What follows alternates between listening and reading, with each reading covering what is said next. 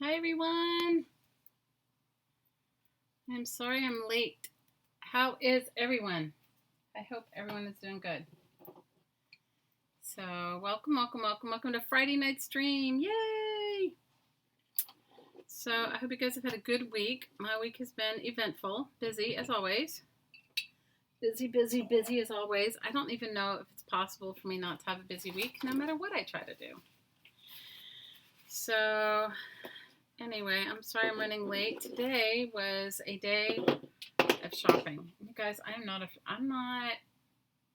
shopping person, so it took me longer than anticipated. Hey Renee, how are you? Hi Lynn. I'm sorry you guys. I was out. I was not home. And there'll be some noise in a few minutes. My sweetheart is gonna make me a blended coffee. For all of you that know that I'm on a keto diet, I've been ketoing and love this coffee. Yay! So I'm going to work on my Ultra Encyclopedia a little bit. I may also work on my glue book. I'm a little scattered. I just need a couple minutes to gather myself. And I'm hoping maybe this week I'm going to put up, I have a whole series of videos going to be going up. So hopefully it'll be in the next day or so. Maybe even tonight if I get to it. So how are you guys? How are you? Hi, Charlene. So everybody get your beverage of choice. Mine is unsweetened iced tea from McDonald's. Crazy. My husband, Helen says, your hubby likes crunch, pork rinds, or keto. I know, but I just can't. You guys, I grew up in Texas, and pork rinds were like a deal there, and I just can't get my head around eating those. I'm sorry, but it's not that he wouldn't. I'm sure he would. But I made him some crazy almond flour crackers, which he absolutely loves. So, and I think I posted the recipe in our Crafting Mamas group. Yours is plain old water. You got your LaCroix. Oh, I like that too. Hi, Marilyn. Hi, Charlene. So I'll just show you a little bit of what I don't know how many of you guys are altering the book with me, but I've got it here. We're working slowly, and it's been fun. I mean, Tuesday's live stream was crazy because it was like ridiculous. You guys, we're not even in the full swing of summer, and I'm doing the whole driving my daughter to tutoring, and she doesn't really like all that, and it's like a whole thing. So I've been harvesting some magazines, and I'm also this is a start of a recipe journal that I made from an Oprah magazine. I don't know if any of you guys want to join me on that quest. But basically I tore out a bunch of pages. I don't even know how many I tore out because I harvested them, for images. And then I folded the pages in half and glued them with glue stick, and I did them sort of every other way, like folding one this way, folding one the other way, and then I took the cover and I just folded it in, so I'm going to either sew or glue those down, but I'm going to cover it. Hi, Bunny. Hi, Melissa. Hello from Arkansas. Well, hello from Hawaii. Nice to see you. So this is going to be my next project. Besides the alternate encyclopedia, I'm wrong. It's going to take us a little while. I thought I was going to be doing it quicker, but it's better if I work a little slower than what I want to do. So I have this pile of magazines. I thought I'd go through and harvest a little bit, and then once I catch my breath, I'll work on the encyclopedia. How many of you guys are working on the encyclopedia with me? How many of you? Hi, Malia. You're beat. Oh, girl, I hear you. You've got 2 kids, and you're in the middle of aren't you in the middle of your big season, your ice creaming season? So somebody asked me about a magazine accordion file folder. Well, here's one I made. This one only has, I don't know if you can see it. Let me take these tall things out. You guys, I've been purging so much, and I've seriously re-gone through my magazines that I'm harvesting, and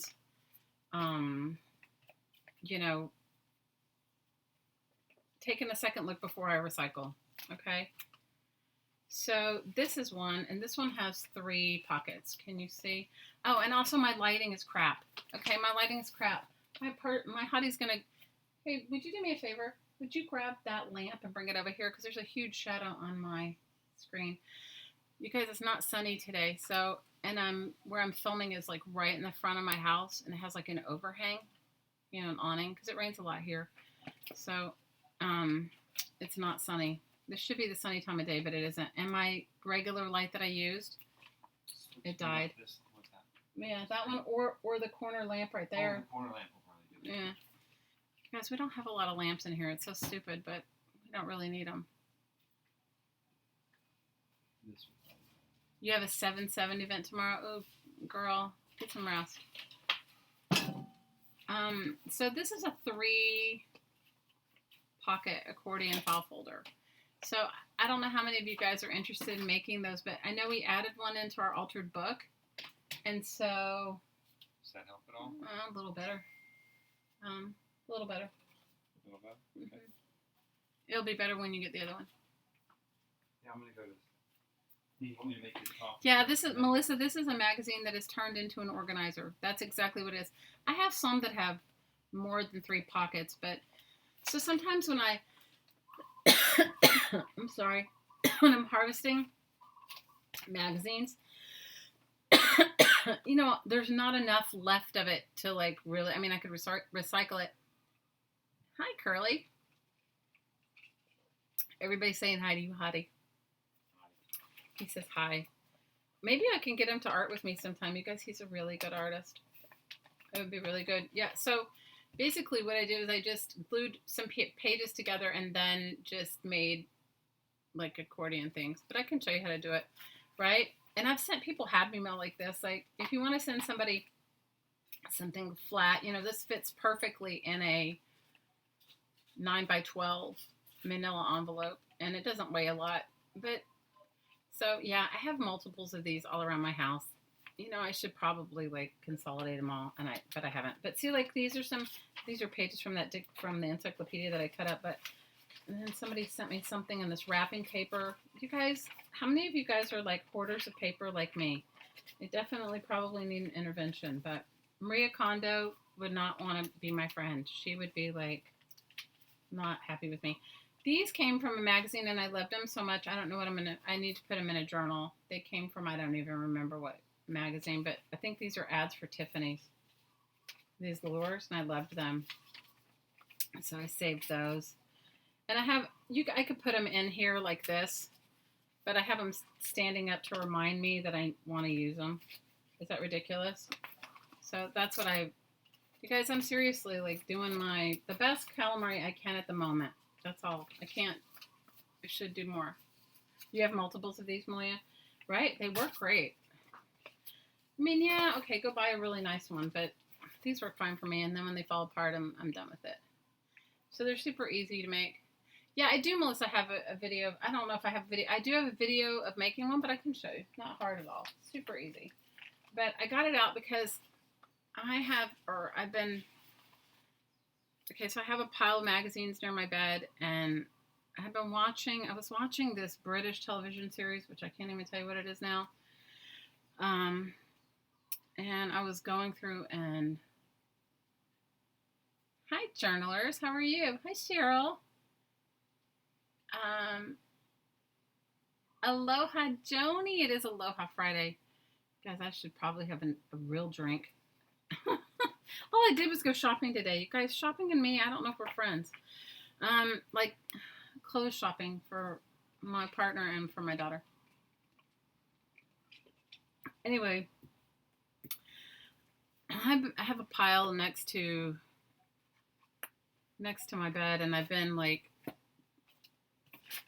watching whatever show I have on, and then I'm just harvesting magazines. So I can't watch anything that takes too much concentration, but you know what I mean. Yeah, welcome to everybody that's new. Hey, everybody, tell us where you're from. I live in Hawaii, so I live on the island of Maui. You got a new phone you've been setting up for 3 days now? Ooh, I hear you. Crazy, Joni, yeah? You know what might help me, sweetheart? Yes. is if Sorry, you yes. took that, lamp over there and put it over here, because come look at, this is a brighter one. because come look at my screen and you'll see that half this is a that brighter half one. my screen is in the dark. Joni says she's from Nebraska. Well, I live on the beautiful island of Maui. If you guys ever head my way, let me know. Cheryl says Florida. Where else? Northwest Oregon, southwest of Portland. Oh, nice. North Carolina, Utah. Awesome, Curly. Illinois, California. Awesome.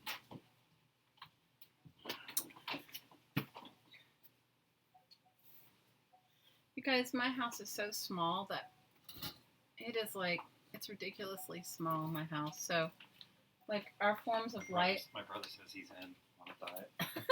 Says you look great. I'm in. Okay, let me show you guys a picture of Patty. Hand me your phone. Let me show you, because I promised them I'd show you how skinny you were. You got plug it. Can you plug it into this? You can unplug. You can unplug my sewing machine. You guys, I've been sewing this week. It's something that'll reach. I need an extension. I need another extension. I don't even think we have one. I think. Well, you could pull this over that direction because it's on that very long extension cord. If you guys saw my ridiculous San Diego, awesome. You live near Chicago, Angela? Journaler, tell us your first name. Ohio, very nice. So I told you guys I'd show you guys a picture. I told you guys that I've been doing the keto diet. So we figured out today we've only been doing it a couple months. We thought we'd been doing it longer because it feels like it.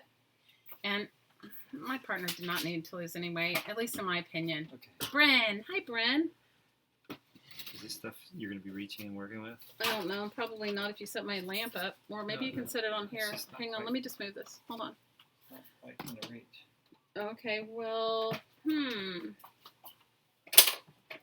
sorry, guys. He's trying to help me with my light because my light burned out. East Tennessee. Hi, Shelly. I haven't seen you in a long time. I'm happy to see you. Here, let me just move my stuff. Hold on. If you guys saw my little jerry rigged thing, no offense to anybody named Jerry. There, that's better. Yeah, that's good. Yeah, you don't need good, to go get me good. another lamp. I'm good. Hand me your phone so I can If you move check. your chair, you're going to kick the whole thing and it'll fall I'm off not the going to move table. my chair. You just have to move it when you go to get up. Okay, perfect. Hand me your phone. I want to show them that picture of you. So we had to go. So my honey started a new job, and you guys have been listening to my ridiculousness for long enough. Told you jobs here in Maui are ridiculous. They're like.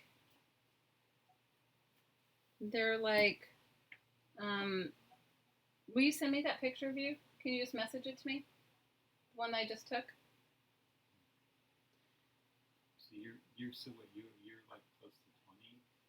Where are you? Yeah, I've lost 18, I've lost like 20, maybe 20, maybe a little bit more.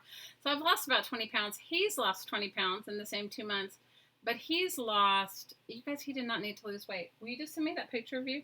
Yes. So I'll show you guys. I bought him. I told you guys a stupid story about the skinny jeans that I bought him, or he bought him. So we bought him some. Malia, oh, you're from Ridge here in Connecticut. Malia says, "I know a Jerry who does jerry rig things." Oh my gosh, it's a Texas saying. Hi, Laura. How are you? Happy to see you. So I want to show you. I'll show you this picture of him. All right, let me see if I could. I don't even know if I have an old picture of you. Do you have an old picture of you? I took a before picture. Oh, you took a before picture? Okay, so send But me. it's me standing in the bathroom with my shirt. So you want to show them me standing there looking in the mirror with my shirt off. That's what it is. Well, send me that one too.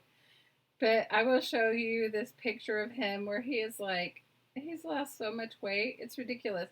So today we go to buy. Hi, Jean.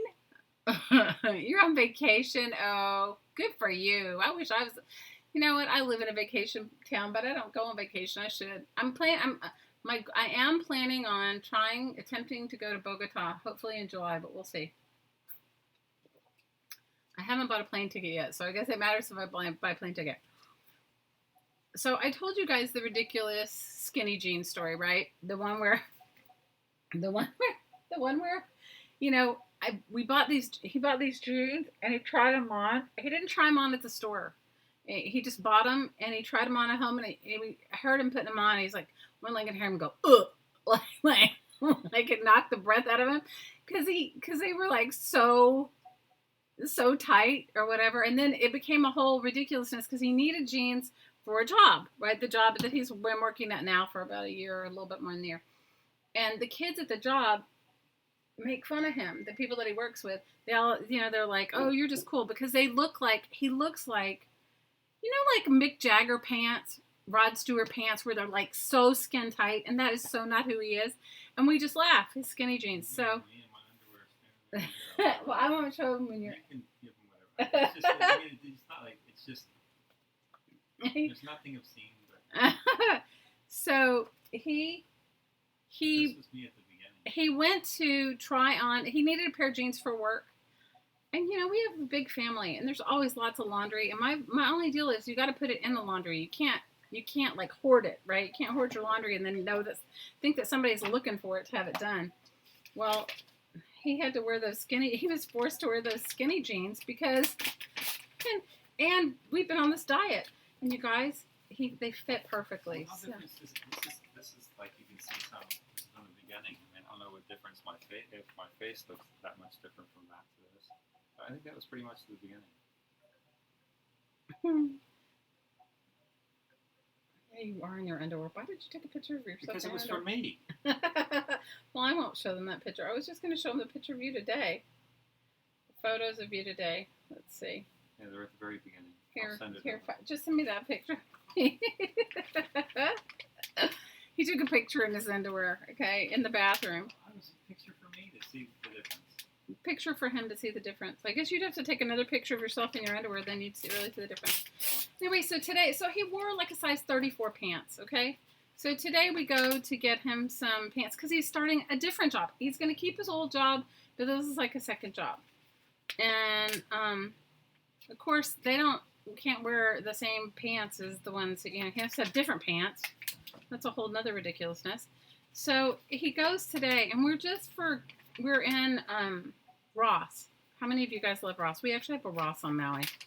So we're in Ross, and we are looking for like dark colored pants. Hopefully black or closest to black as we can get blue black.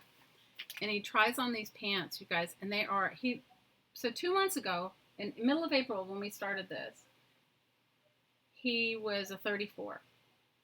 Today, he put on a size 30. Isn't that crazy? Yeah, I basically haven't been that size since I've been an adult. He says he hasn't been that size. He says he hasn't been that size since he was in high school. And so... I mean, even full grown. I mean, I was actually shorter and had a bigger waist. All right. When I was in high school. He said he was shorter and he had a bigger waist in high school. Okay, I'll show you the picture. Let's see. So this is him today in his size 30 pants. Oh, they're downloading. In his skinny jeans. He doesn't even need to lose weight, but he's doing it to support me, right? Congratulations to him. So now you know what he did because it comes from a sort of a competitive family. Although he doesn't compete with him. So I made a joke to him. I said, send the picture to your brother because he's got an older brother who's very vain and very into all of it. And he told his brother, and his brother said, I'm in, meaning like he's going to start doing the diet too. It just makes me laugh. He looks great. You guys, mine isn't going to happen so fast. Mine is not going to happen that fast. Oh my gosh, I love this. Look at all these chairs. Oh my gosh.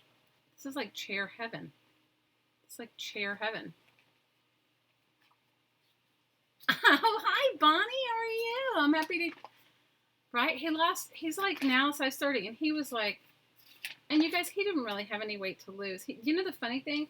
I must have a picture of his face somewhere. If I can find a picture of his face before I'll... Still downloading. I'll show you. He must have... He wasn't heavy to begin with, but he says, you know what it is that he's like, he looks really, I mean, he doesn't work out, but he does like work a job where he's running around all the time. So, that makes a difference. At least he's trying to convince me that. So I was like, you weren't even supposed to be on this diet and you're losing weight. And he's like, let's just say I have more than 20 pounds to lose. Men do lose faster than women. You're right. He doesn't care. You know what? He's just, you know what? He's feeling so much better. He said he can't even imagine like not doing this diet.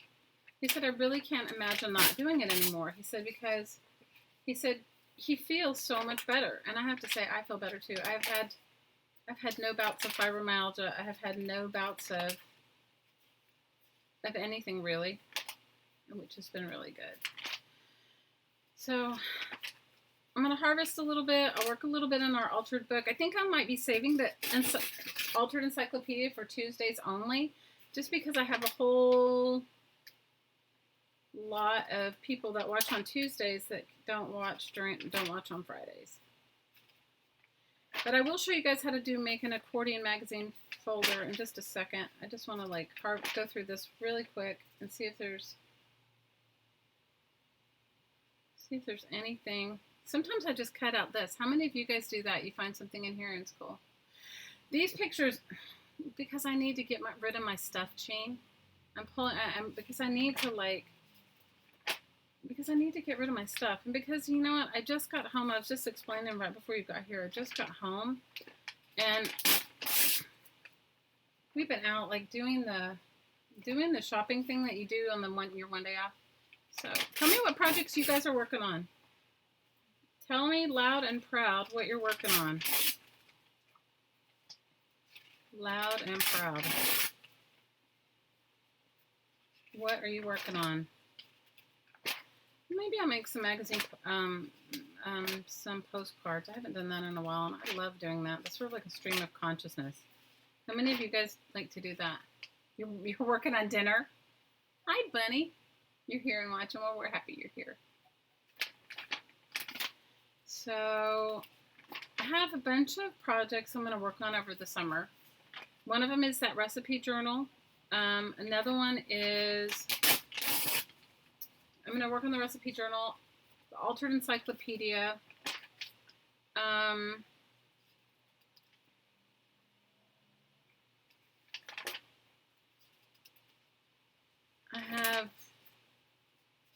I've been making a couple of junk journals as just from like some cool scraps and stuff that I've had for a while that I'm like, I really, really want. I want to, you know, there's like some of my favorite things kind of scraps, you know, not necessarily, I want her eyes, not necessarily for, you know, for me. They're like, I'm making a couple of quilts, making a couple couch quilts that I have sewing projects up the wazoo. How many of you guys have that? I have that. Sewing projects up the wazoo and haven't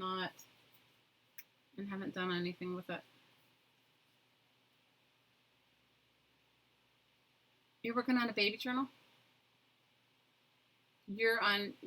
Renee says she's unfortunately on a medical crafty hiatus. Oh no, Renee.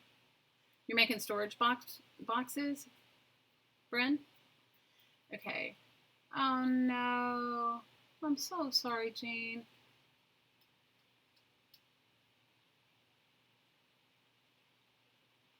Oh, big love. Big, big love. You know, our fur babies are everything to us. So big love to you. I'm so sorry, Jean. That's so stressful and it's just horrible. Hey, Jennifer. Well, so I have a huge box of unfinished projects. Oh, I also have some doll clothes to finish that I haven't finished. I have so many things that are in my unfinished projects. And so for me, I have like a lot. You can make paper beads. You could weave with your paper. I mean, I don't know. I just need to let go of, I have so many things that I need to just like, I need to purge. Make sure I post the doll clothes. Okay. Yeah, Jim, we're sending you so much love. I'm so sorry about your baby.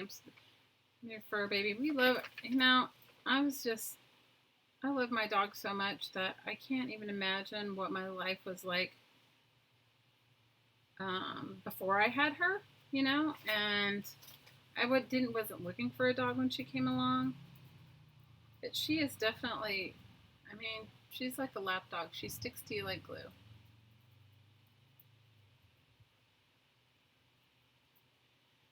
So tell me some of the projects you guys are working on. Animal companions are your family. I tell you, I love my little dog. I love her so much. So I'm torn. Okay, I love this chair right here. So this is how I get stuck with all these pages that I haven't done much with. So I love this chair. I also love this chair, right? So I only need one of the chairs.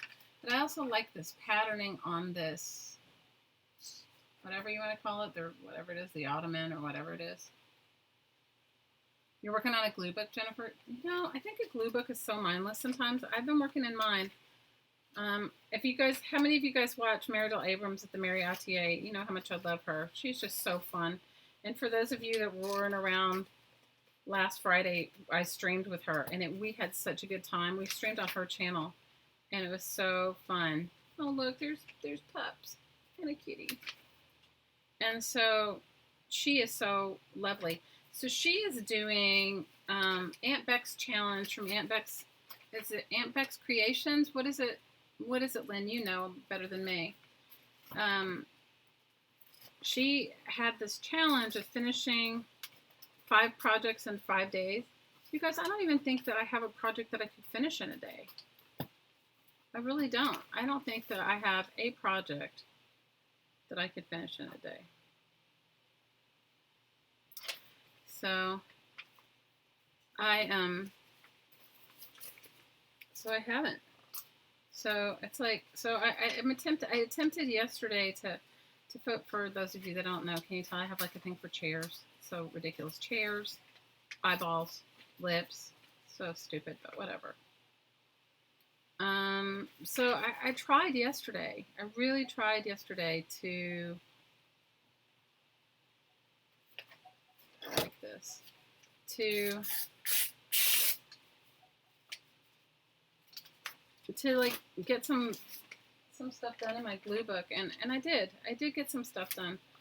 I harvested a bunch of magazines, put them in the recycling, and I did get some new pages done. But I love my glue book. You want a fairy garden? Oh, that's awesome. Malia says, I'm working on a driftwood wind chimes, a fairy garden, a baby book, and a man's prayer journal. Oh, lovely, Malia. Hi, Lala. You're going to work on vacation. Oh, that sounds good, Jean. And Renee says one of her goals this summer is to have a fairy garden too. That sounds awesome.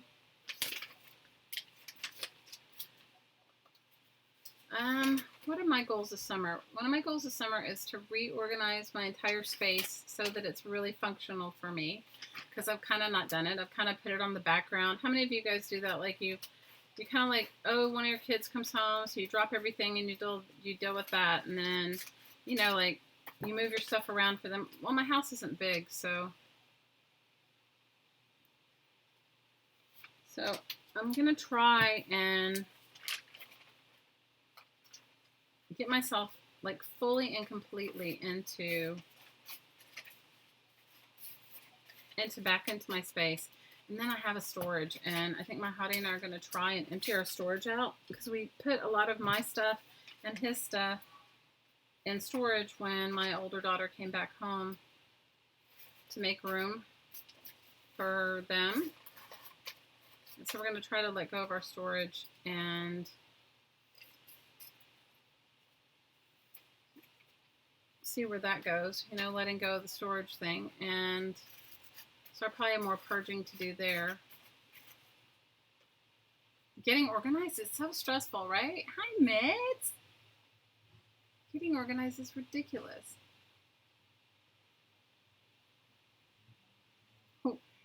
Malia says she's having a lot of fun collecting things for her fairy garden, so she'll be able to put it together sometime in the next 4 years. Oh, Malia, join my club.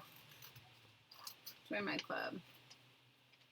So I just want to get myself a little bit better organized.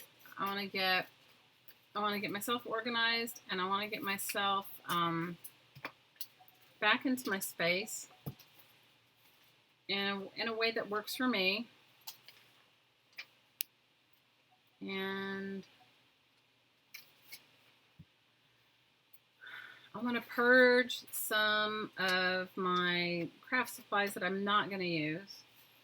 And if you guys want to join me in that, a great way to purge some of your stuff is to donate it to CARE's nonprofit. You know, if how many of you guys are part of Care Heart's channel? It's here on YouTube, and she has a nonprofit called the Disabled Artists Foundation. And what she does is she sends supplies to artists that, you know, couldn't afford it otherwise. And she sends all kinds of cool stuff. Like 1 month, I know she sent jelly plates, and another month she sent, you know, she sends different things to different people. I guess they have like, since I don't receive anything from her like that, I don't know exactly if she has a questionnaire that you fill out or whatever. But if you guys are interested, you should go over there and check it out. But it's a great way. And then she has an auction, a monthly auction, where she sells some things people donate, some art and some supplies, some kits and stuff she puts together from the supplies people donate, and to pay for the postage. You know, because 100% of whatever she makes on it goes directly to that. Laura says she's trying to make room in her garage. Yeah, to put all your books there in your garage. Oh, girl. I'm not. When I start to purge my stuff, maybe I'll show you guys how messy my garage is with that stuff. Renee says she swears that organization is an ongoing, never-ending endeavor. I agree. Bunny says her home is big, and it's a mess. I hear you, girl.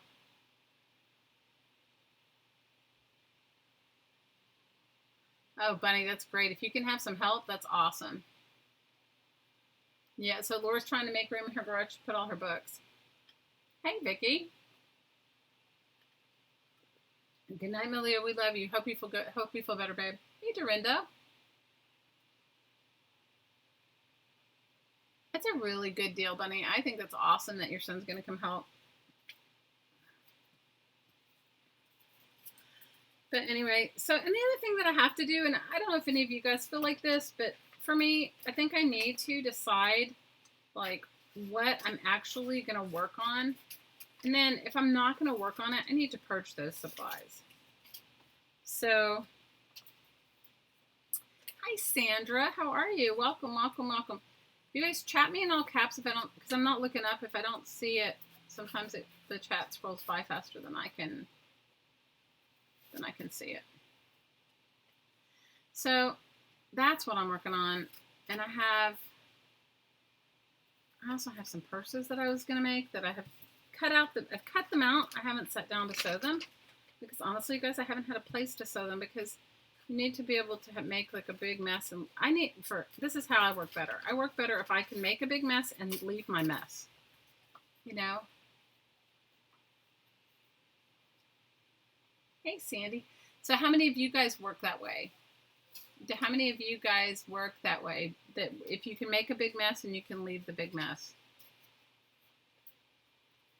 And do it as you go.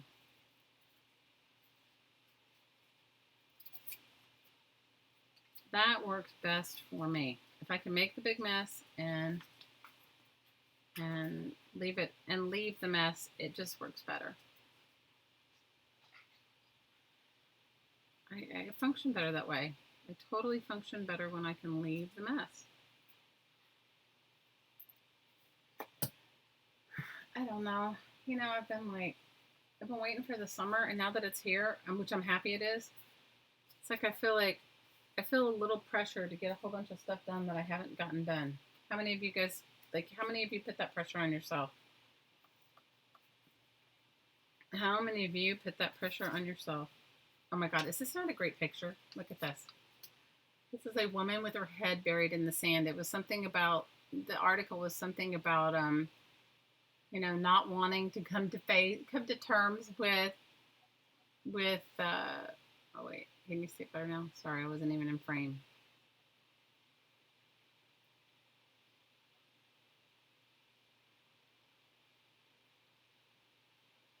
Isn't it funny? So funny. It was like coming to terms with, and it was something about, you know, something silly like coming to terms with cleaning out your closet or something stupid like that. It was from like a woman's magazine, and I just thought it was hilarious because I think that's me. I think that's like, I think that's me.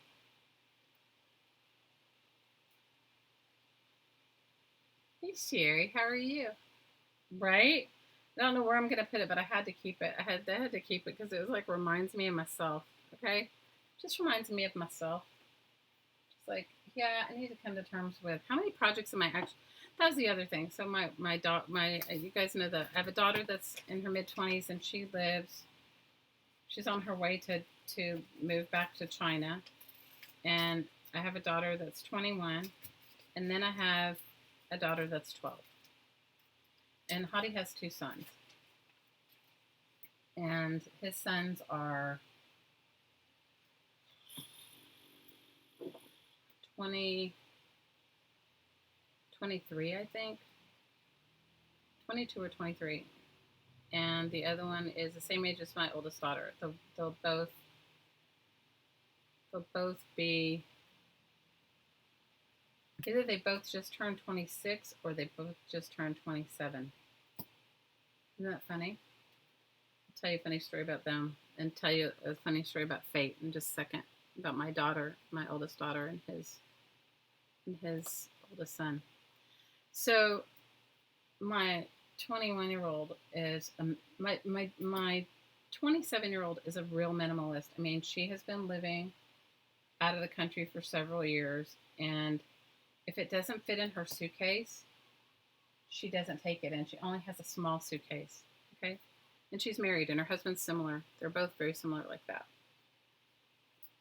So, but she's also an artist, and she grew up in an arty family, so she understands my mess. But so my 21-year-old, who is an artist as well, but in her doesn't really focus on that sort of thing. I told you guys she went to school. She's studying to be a massage therapist, and she's almost done. So she's excited. She finished school now. She has to wait to take the state board. So she was like helping me. I was looking for something in the garage, and I have all of these bins of fabric, like those white bins.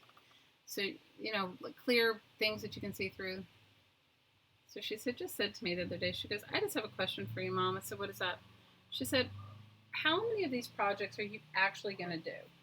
She goes, "I know you have these ideas in your head, and then you have a bunch of stuff cut out." She goes, "But she goes, how many projects are you going to actually do?" And I was like, "Oh my God, it's like, like, like you need your kids like to be like down on you, going, how many are you going to do?" And I said, "I don't know." I said, "But I have this stuff because I probably want to do it, eventually." And then she was just like, "Well, whatever." She's like, "I don't know." She goes, "It's like the clothes in my closet." Now, she is a good purger. I will tell you that. She purges her stuff like nobody. She and my older daughter, they can purge like nobody and not even look back. Okay, not even like with like no, without any emotion to it at all. They can purge without it. She said, "It's like the clothes in your closet that you're waiting to wear someday." She goes, "If that someday isn't like soon," she goes, "I let it go," and she's right. So I was like, oh my God, intervention from a 21-year-old, right? Intervention. So I am going to go through my stuff, and I'm going to look at my projects and decide if I'm going to keep the stuff based on anything I want to do. That's your husband talking to you too? Oh my God. Oh my gosh, Laura says she left a mess on her desk and her husband took a photo and used the photo to make a glass cutting board. I wanted the Tim Holtz mat and he bought it for me. Aww. Laura, that's so sweet. You know, I've wanted to get one of those Tim Holtz glass mats and I might. Can I tell you something? The only reason why I haven't is, you know how much it costs to ship it here? The shipping is ridiculous. I mean, ridiculous. Joni says her 27-year-old and his fiance are minimalists also. His girlfriend only has a bed and a dining table for furniture in her apartment. Wow. Well, I'll tell you how much of a minimalist my oldest daughter is. So when she was leaving China, about 8 months ago or so, maybe 10 months ago now, because she left for a little while because she came here to help me do. She had to help. Had to come back for work for something for her, but then she also helped me, so it was like great. She called me up. So when my mom, I told you guys my mom's been gone like, I don't know, 12 years almost. Yeah, probably 12 years. My mom's been gone.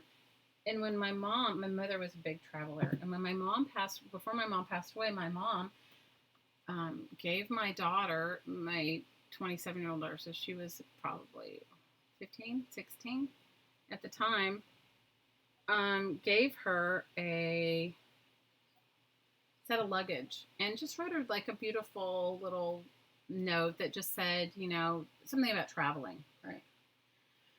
And wanted her to, you know, have a life of adventure and all the things she wanted and whatever. She, you know, chatting, telling her all those things. So my daughter calls me from China, Skypes me from China and says, Mom, she says, I've carried this suitcase now for however long, whatever luggage. She goes, would it hurt your feelings or do you think it would bother my mom, who's passed away, okay, by the way, if I let it go? And I said, no, honey, do whatever you need to do. And so she's like, yeah. She said, people here don't have much. And she said, and I would like a smaller bag. I would like to travel with a smaller bag. And I've used it for all these years. And I'd like to give it to our trash lady, like the lady that picks up the trash on the street. She said, Mom, she'll use it and be really happy with it. And I said, okay. So, I mean, she's such a minimalist. It's down to like, she's down to, you know, giving her downsizing the suitcase that she takes. So that's ridiculous, right? Guys, there's something cathartic about gluing down numbers. I don't know what it is.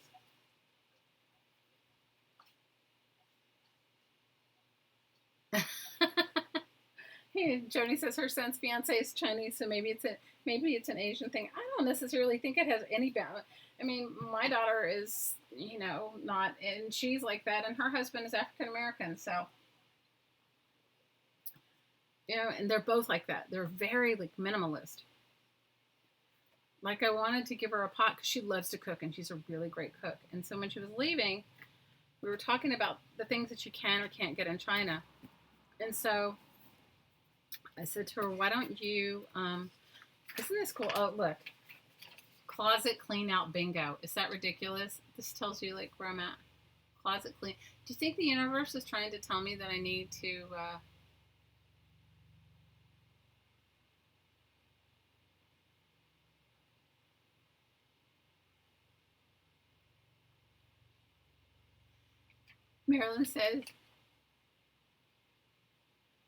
Marilyn says, I purge well if I visualize someone so happy wearing my clothes and getting the job. Otherwise, I just accumulate. I hear you, Marilyn.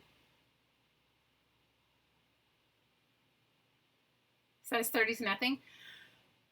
Well, you know what it is for him because he was a 34 waist and he didn't need to lose weight. Here, let me find that picture of him. Let me see. He sent it to me. Let's see if it came through.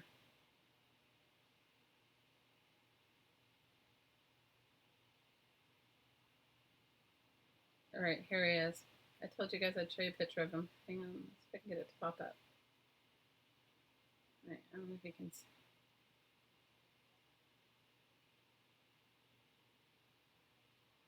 Okay, I don't know. Can you see? He's like super skinny. Can you see?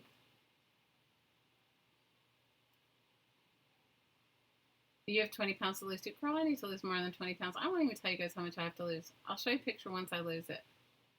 I'm not going to show you before then. I don't know if you can. I can't see the camera angle. This like sucks. You're working on a swap, Alice in Wonderland. Ooh, but you're not having fun. Okay, can you see how skinny he is? I don't know if you can really see. These pictures are kind of dark. Let's see. Here's one of him. This is him, like, you guys, he's like 6'3". Okay, he's 6'3".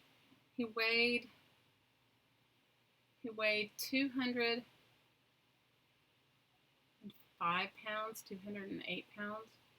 And now he is a hottie, right? He is hot. He's so cute. You guys, he's so sweet. And now he weighs like 185. Like he has no, and these are size 30 pants. Size 30 pants, look how skinny he is. And this is with him having a damn shirt tucked in. He's so sweet, guys. No, I really won the lottery with him.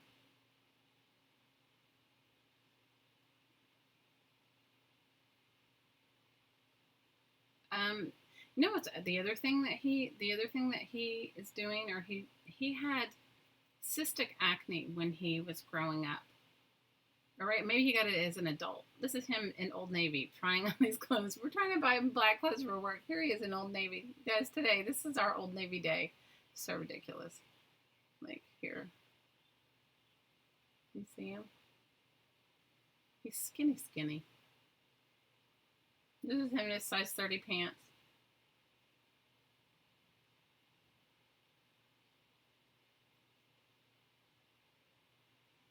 Bye, Lala. That's him trying on the pants. Like, look how skinny. I mean, he's skinny. So now he weighs like 185.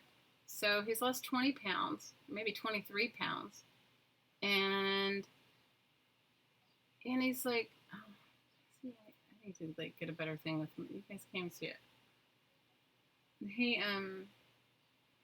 So for him, it's a big deal. You know, he told me he wore a size 30 when he was in junior high school, like a size 30 pants. He might have been shorter, but you know what I mean? Anyway, that is him. Let me see if I have a better one of his face so you can see his face. He's got a cute face. He's a very sweet man. I feel very, very, very lucky. I feel super lucky. Super duper lucky. I feel really lucky. And he supports my ridiculous crafting habit. And he supports me in whatever I do.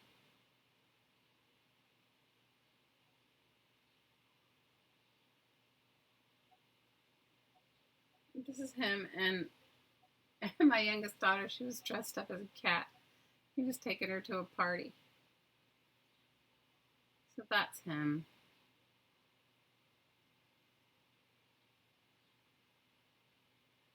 He's so sweet.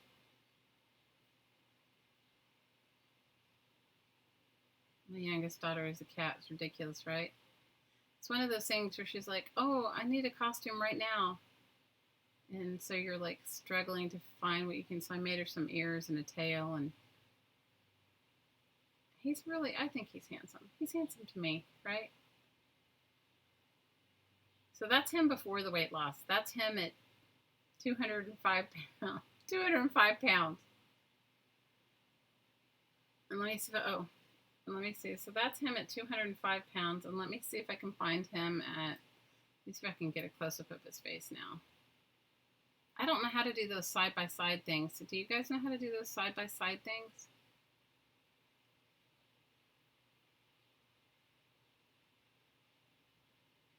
Okay, this is a picture of him now. So can you see the difference?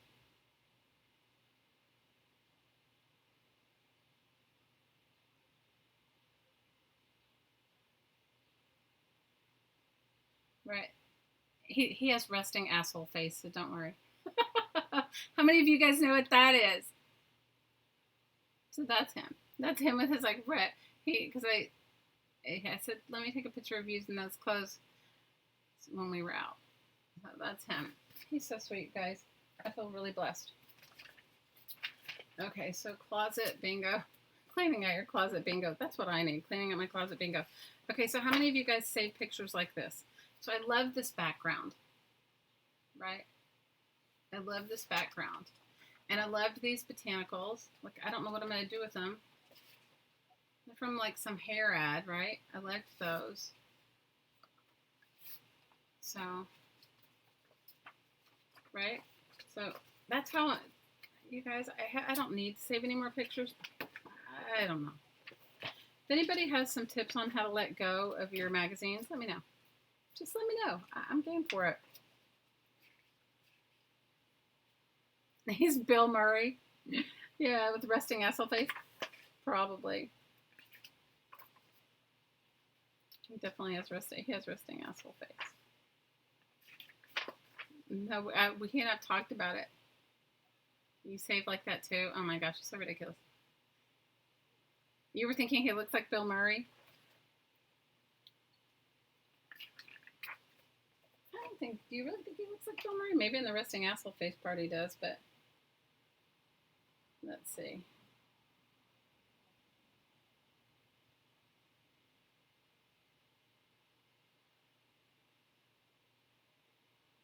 I don't have any good pictures of him. I don't know why I don't have any good pictures. You know what it is? I cleaned off my phone is what it was. And how many of you guys like clean off your phone and you're like, oh great.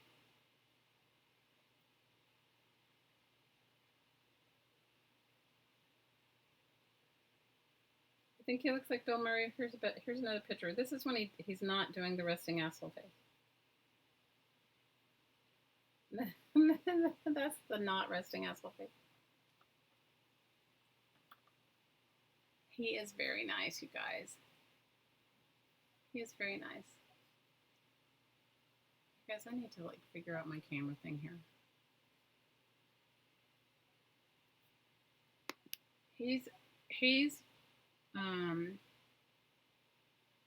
You love Lost in Translation? That's a good movie, I agree. So good. He's very sweet, guys. His mom is, I think his mom's Lebanese and Native American. And his dad is, I don't know. His dad is like, probably like my family, like a, Eastern European mix, like mutt mix, like you come to immigrant to America and then just marry who you love. So he has really, really, really curly hair, but I helped him cut his hair short, like super short, because it's better for him.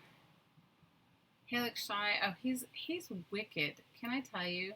He is wicked. He is so funny. He is a practical joker, and just, you guys, he's so ridiculous. I will laugh until I cry. He's ridiculous. He does the most ridiculous things. He is very sweet. He is a very, very sweet man. I feel like I won the lottery. Oh, see, I cut these out. I was going to tear the page to cut them out, so obviously I needed to have some more chairs. Let me see, what else can I tell you? Oh, I want these llamas. See, or maybe they're alpacas. See, I love this magazine for all the textures and textiles in it, the colors and stuff. I don't know if I'm going to use it or not, but I love it. Hey, Debbie. He does have a sweet aura. He does. How many of you guys, since you've met me, have watched Ann Albers? Have gone over and done any, since I've told you guys about her, Ann Albers? She's the angel lady. She does angel readings, and she does gazing, which is like when you look into someone's eyes and you just feel this tremendous vibration of love. She's very amazing. I like her a lot. So, alpaca, right? Alpaca lunch, llama help me. Ha ha ha. Alpaca lunch, let me help you. Llama help you. Oh, that was a good one, Philo. Good. How many of you guys have any of you guys checked her out? I posted her a few times in our Facebook group, and she's really amazing. She's an amazing. She does amazing. She gives readings and she does healings, and you know she's pretty good. She's very good actually. She's spot on.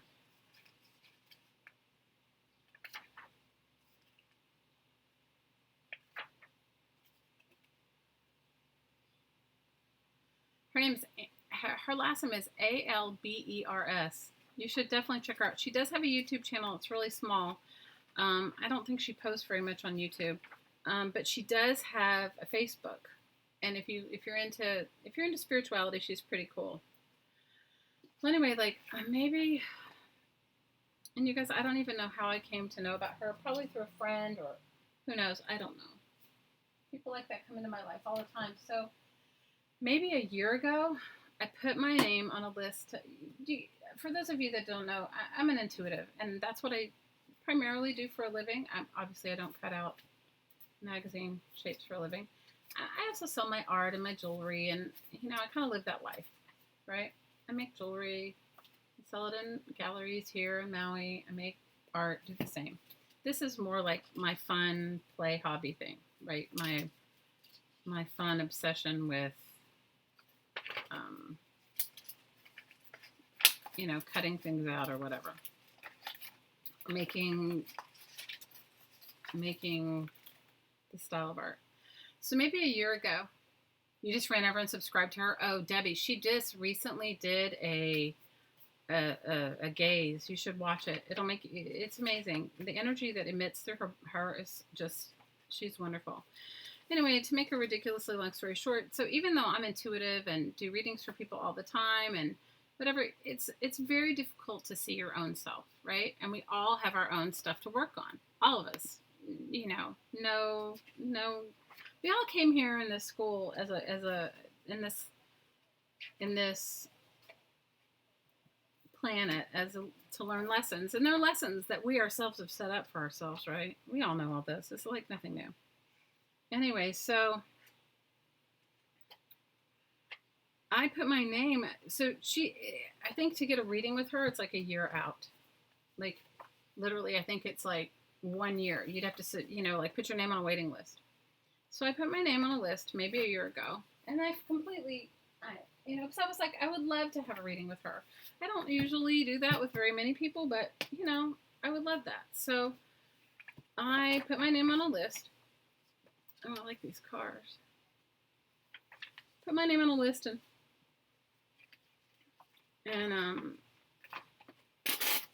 kind of forgot about it.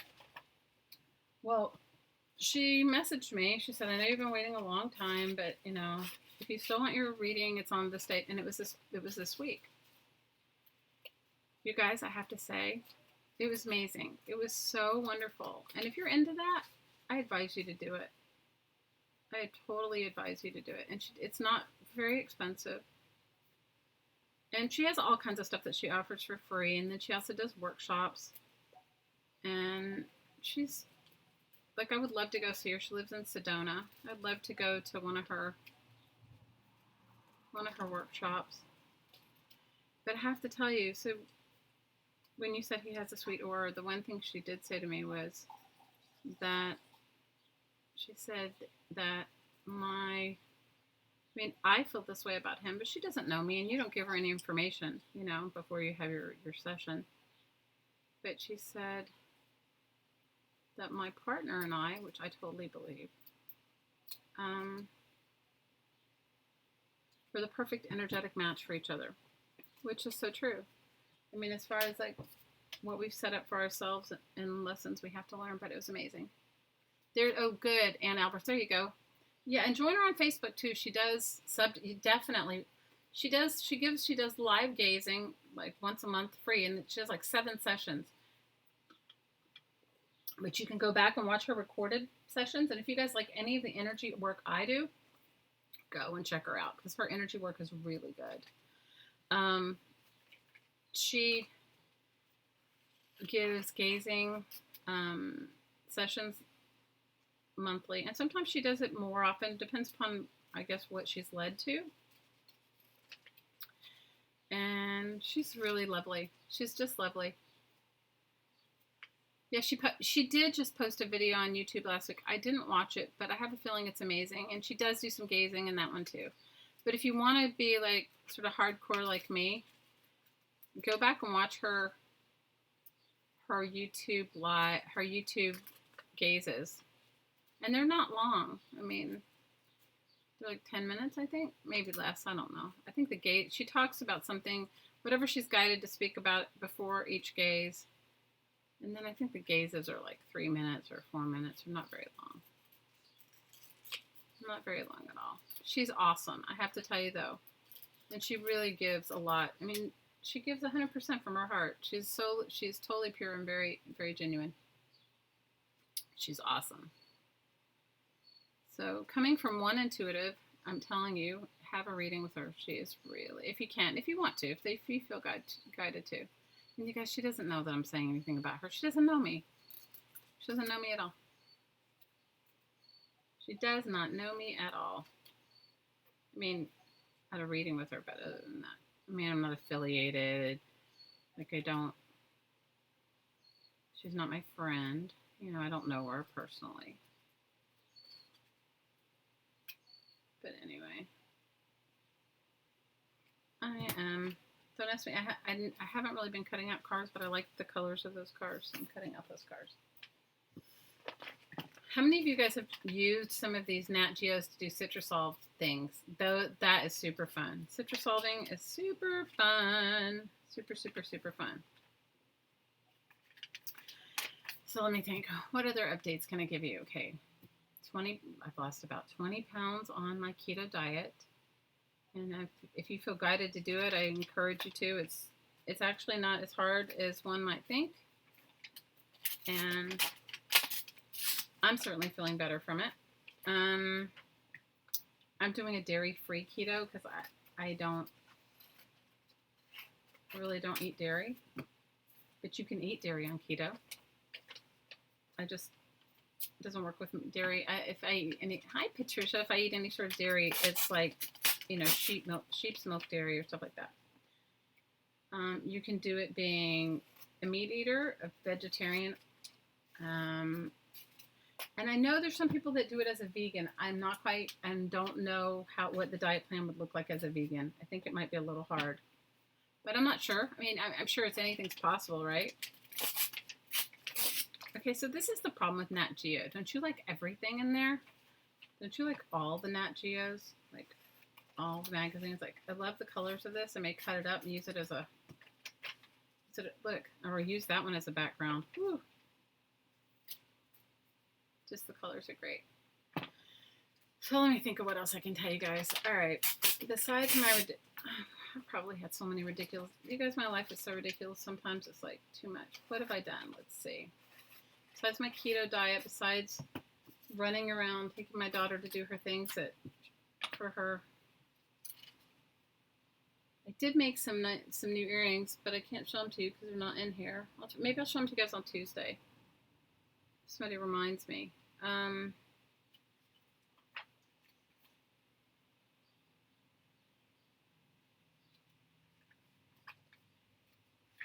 What else have I been doing? I don't know. Cooking.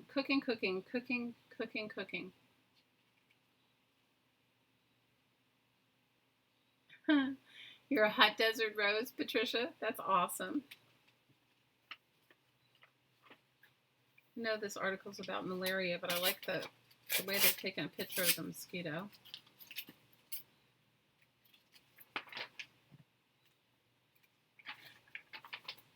So let me think of what else I can tell you. I'm still house hunting. Have not found the house yet. I think that it won't. I don't think it's going to materialize for a few months. We did find a piece of land that we really liked and thought, I mean, our ideal would be to live in a sustainable, look at the blue on this wall. Crazy, yeah?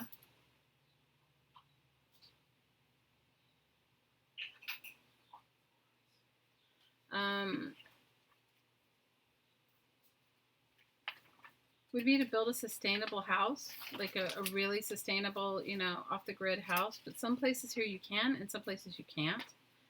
So one piece of land we found,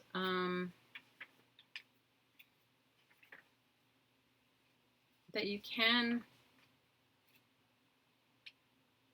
build a sustainable house is too far for where we live, to where we need to do, too far on one side of the island.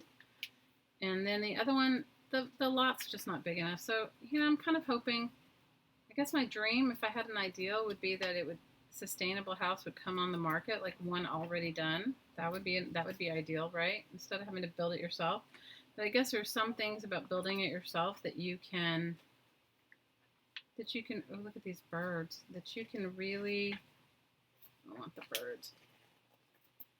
There's some things that, you know, building your own house, the specifications are for you. Like for me, I cook a lot, so having a nice kitchen is important, like a big enough kitchen, having enough storage for my, oh wow, this whole thing is birds. That's probably why I kept it. Birds in New Guinea. Having a big enough space to store my things, having a big enough space to,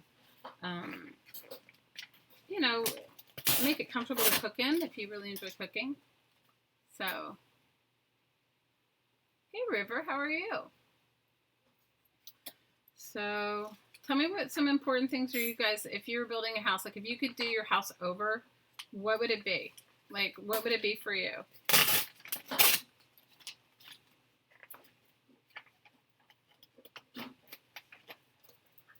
Like my hottie has a distillery outside, a water distillery. We bought this crazy water machine, and it purifies your water and does whatever. And so we like have a whole distillery in our garage for water.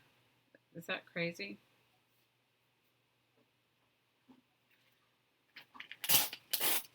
Give me a heads up before you put that blender on. Solar panels, Patricia says. Yeah, solar would be definitely, you would do your house totally different. A big major craft room with a Murphy bed. Laura, perfect. Laura just wants her whole house to be a craft room and you just have a Murphy. Felix is 90% craft room. I hear you, Mama. Well, I think that if we do build our own, even if we do buy one, I think what I am definitely going to do is Home Depot sells garden sheds. Have you guys seen them? Oh my gosh, let me show you this. This is so ridiculous. Home Depot, and who knew? Now you have to put them together. Let me show you. Home Depot sells garden sheds.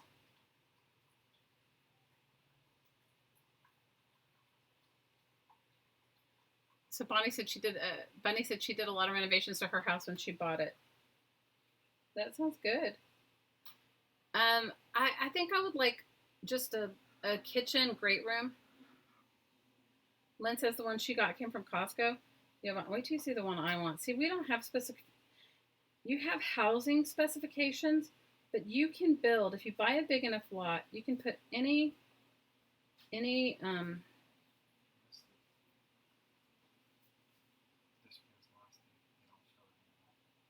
That'll show what? Oh no. Well, is it online?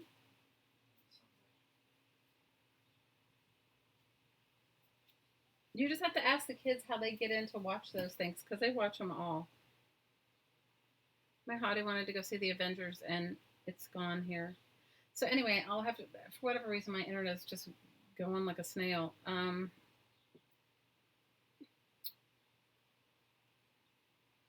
So they had these garden shed kits, and they're like $3,000, and it looks like perfect for my craft room.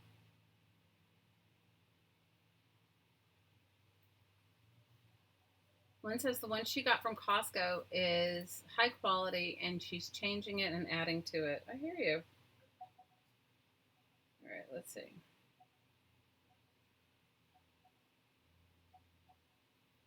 It's loading. It's taking forever to load. Anyway, I found one, and it's about $3,000, but it's quite large, and I think that would be perfect. So, you have one too, Curly? You have a she shed? That's awesome. You definitely have a she shed. You definitely have one too. So that's my thing. So if that's, I mean, I did find one house that I liked, but it had no, the yard on it was kind of non-existent as far as like to put one. You bought windows, and yeah, this one has windows in it. My phone, I don't know why my internet's so slow today, but it is. So, ooh, and fish. I like the blue color.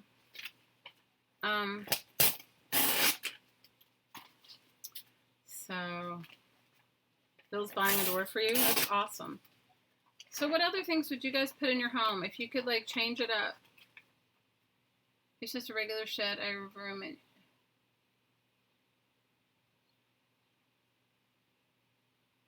the shed windows aren't dual pane though. Oh, okay. I don't need dual pane here, you guys. There's nothing when you buy a home here. It's not insulated. There's no need for insulation when you buy a home here. So there's no insulation. So, guys, I guess I tore out a lot in this magazine. Okay, so since I've torn out so much in this magazine, this would be probably a perfect magazine to make one of those accordion file folders if anybody wants to watch. If anybody wants to care to watch to make one. Okay, let me just... Marilyn wants a hot tub. Lynn says she's insulating and putting in a ceiling fan. You would have skylights. Okay, skylights sound nice. Sherry says a nice tub. In your house or in your she shed? Can you imagine if you had everything you needed in your she shed? You probably would never come out. Okay, so for those of you that want to make one of those accordion file folders, I'm going to show it to you really. I'm going to work on one right now. You need to watch? Well, I'm going to wait till my hottie's making me some coffee, so I'm going to wait till he blends it because it's going to make a noise, and then I'll do it right after that. So, yes, just one spoon of each. Okay. And none of that other oil. The one that's in the refrigerator, none of that. You know, the one that I don't know what it's called. Yeah, none of that. Lynn says her shed is 8 by 10. Bunny said she'd have more closet space inside the kitchen, bedrooms, and for the bathroom, and a linen closet. And you want one in a walk-in tub. Ooh, good. Yeah, MCT oil, but he also puts amino acids and stuff and whatever. And I don't like it, so I don't put that in mine. All right, let me find the she shed that I found that I really liked. Let's see.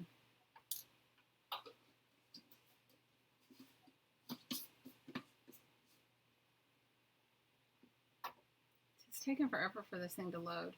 You want a self-cleaning house? Me too, Laura. Hi, Les. Me too, Laura. Can we have a self-cleaning house? I would love a self-cleaning house. All right. I think this was it.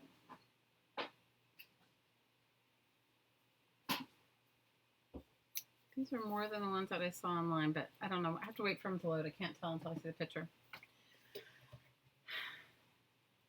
I want a self-cleaning house. I guess. Hi, Care. Care would want in her home. She'd like a robot to constantly pick up everything you might lose and put it in an easy space. Oh, girl, please. What was I looking for today? There's something so ridiculous, and I had it in my hand, and then I laid it down. Lynn wants a chauffeur. Lynn, we're talking about in your house, not. Oh, I guess you could have a chauffeur live in your house too. I lose stuff all the time. Kara was just telling everybody about your Disabled Artist Foundation. Lynn, why don't you put the link to Kara's channel in here so she can, so you guys go over and join. Even if all you can do is go by and watch during one of the lives where she's doing her auction, it's just so worth it. It's really awesome. Lynn wants a laundress. You're ridiculous. Okay, as soon as he blends my coffee, as soon as he blends my coffee, I will start making this. So get a magazine, any magazine, but one that you've kind of harvested most of the stuff out of because you don't really need all these pages. I'm sorry, we're gonna have the noise. We're gonna have the noise soon, I think. Here it comes. Is it coming now? All right, here we go. The noise.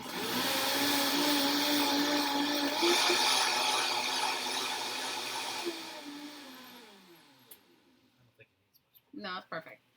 So get your magazine, and I use a glue stick, and you can use school glue for this because you're not going to paint on it. I just don't have any. You know what I mean? The cheap school glue that you get. Now, this one doesn't have hardly any glue left in it. So what I would tell you is, thank you, sweetheart. So what I would tell you is, take your glue stick, and you want to make sure that the front page and the back page of your thing are done well.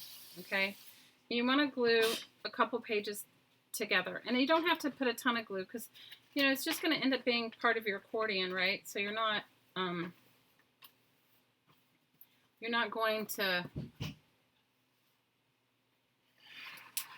to paint over it. You could paint over it if you wanted to, but I'm not going to do it in this one. And it doesn't matter if it's not perfect, you guys. Okay, so I would glue at least 2 pages in the front, depending upon if you have, all magazine pages are not equal. How many of you guys are realizing that if you use them for Citrusolve, or you use them for jelly printing, or you use them for image transfer, not all magazine pages are alike. And it's just, some are thinner and some are.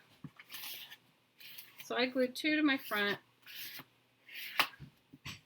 and then I'm going to flip around and I'm going to glue 2 to the back, because you want to keep the outside pages if you can, the front and back cover.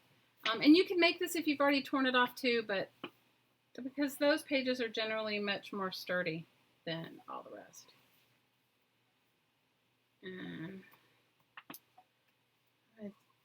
let's see.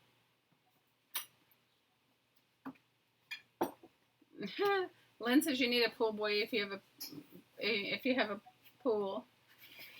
You're so right. You're crazy, Lynn. I don't know. I think I've been designing this house in my head.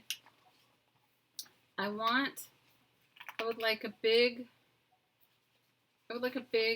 kitchen, like one big main room, like a kitchen, living room, like open concept house. And then I would like small bedrooms, obviously with some built-in closets, and 2 bedrooms is probably enough, but I don't even know if they build 2-bedroom homes here, so probably 3, but 2, and then I would like a craft room or a big art studio space. That's what I'd like. Okay, so you have done the front and the back. But the kitchen thing is kind of important to me because I cook all the time. Lynn says open concept means you can't hide dirty dishes. You're ridiculous. I'm describing your home, Bunny. Ooh, that's exciting. Okay, so then the thing is that you want to tear out a few pages between. You want to have enough room between your dividers. So I would tear out a few pages after you've glued 2 to the front. Now save the pages that you've cut out because you're going to use those for the accordion part. So cut out like 3 or 4 pages.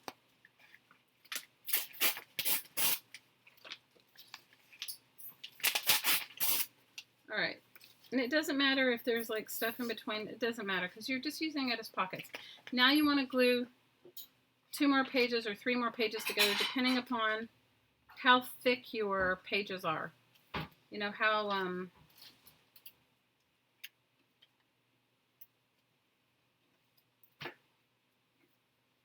How big your pages are, how thick they are.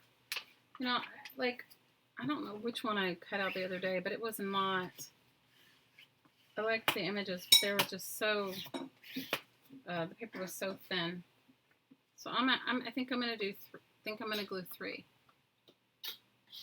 And a coffee machine. You want a craft room with a refrigerator and an easy chair. Oh, good. You're crazy.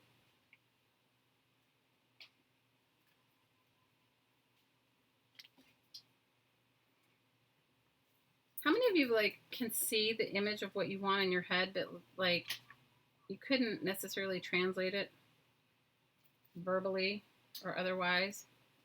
So I'm doing 3 pages together, and I'm just using a credit card to smooth it down. It doesn't have to be perfect, but just want to make sure that it sticks, that like it's going to stick in between my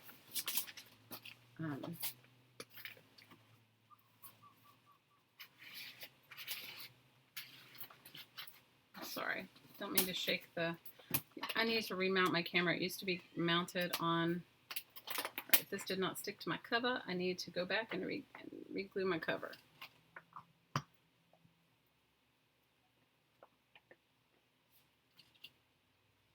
And you can do this with wet glue too, but you know, the thing with wet glue is it is going to cause your pages to wrinkle, and if that bothers you, then maybe that's not what you want to do. Okay, so I have my front cover, and then I've torn out 4 or 5 pages. There's a bunch torn out anyway because I've harvested the magazine. Now I have 3 pages glued together. So then the next thing I'm going to do is I'm going to tear out, I'm going to go ahead and tear out like 3 or 4 more pages. You're saving these pages because you're going to end up using these pages in the inside of your book. But hugs, Patricia, big hugs. You're off to bed. Good night, Cheryl. Hope you sleep well. Okay. All right, now you're going to go back and you're going to glue 3 or 4 more pages together. And that's going to be your next set of dividers. And obviously, if you don't want as many dividers as I'm making, then don't do it. You can do less. And that's up to you. No right or wrong. It is your accordion. It's your accordion folder. And you can do this with books too, you guys. I've done this with old Reader's Digest books where the covers are nice, but the pages are like not good. I've done it with novels. I've done it with a Tom Clancy novel. You guys know how much I love the pages of a Tom Clancy novel. Guys, where are my glue sticks? This is like ridiculous. I'm going to have to stick it out with this little one. I don't know where. I thought I brought them all in here, but obviously I didn't.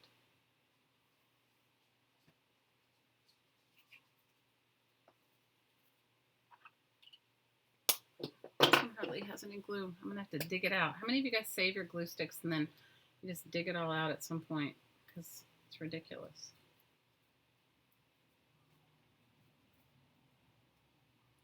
Okay, so...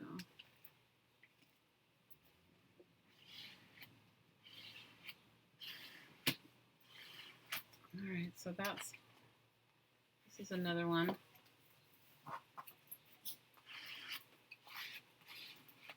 Now you could decorate this. I mean, you could definitely cover it with jelly prints, and you could make it like less magazine-like. So then you want to do the same thing again, tear a few more pages out. Now the reason you're tearing the pages out is so that there's room in between the accordion,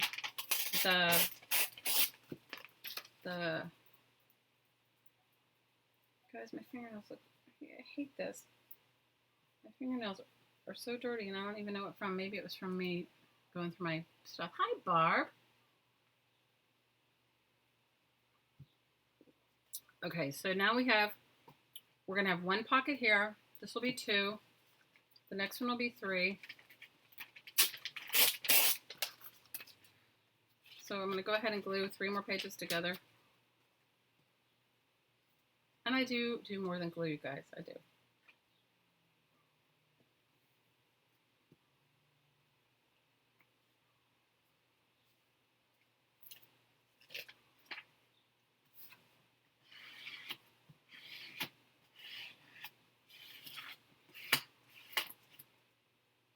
I want you guys to tell me if you could have, what are some of the odder art tools that you've gotten that you were like, what do I do with this? Like when you get it or you think it's going to be a good idea and then you're just like,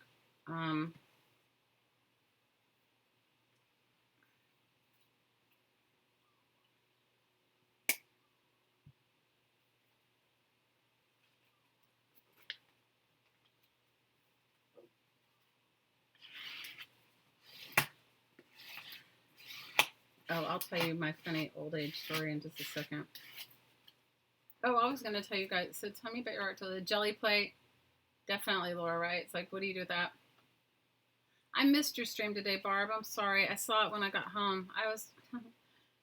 If you got here late, I was shopping, which is you guys, I'm not a shopper. How many of you guys are really shoppers? I'm not. Okay, so this is one pocket, 2, 3.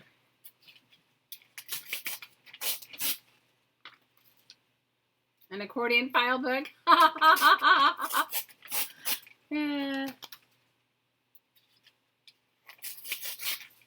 Oh, I'm not a good shopper. I'm really not.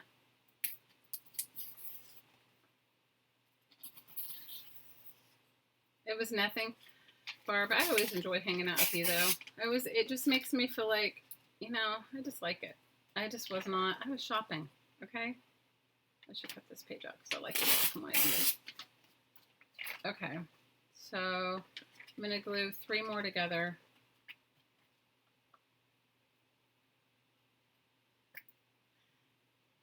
You guys, I really need more glue stick.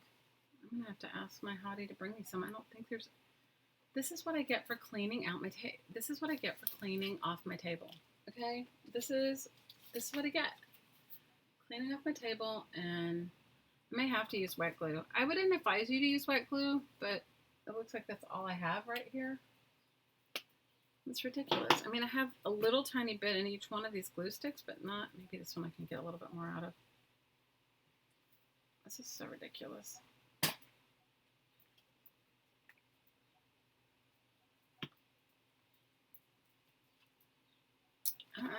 Laura says, I'm a professional shopper. I worked at a grocery store for 39 years. I'm retired now. I hear you. Debbie says, we keep telling you we would watch paint dry and hang out with you for a little while, Barb. See? Debbie's right, Barb. Barb, see? Debbie's right.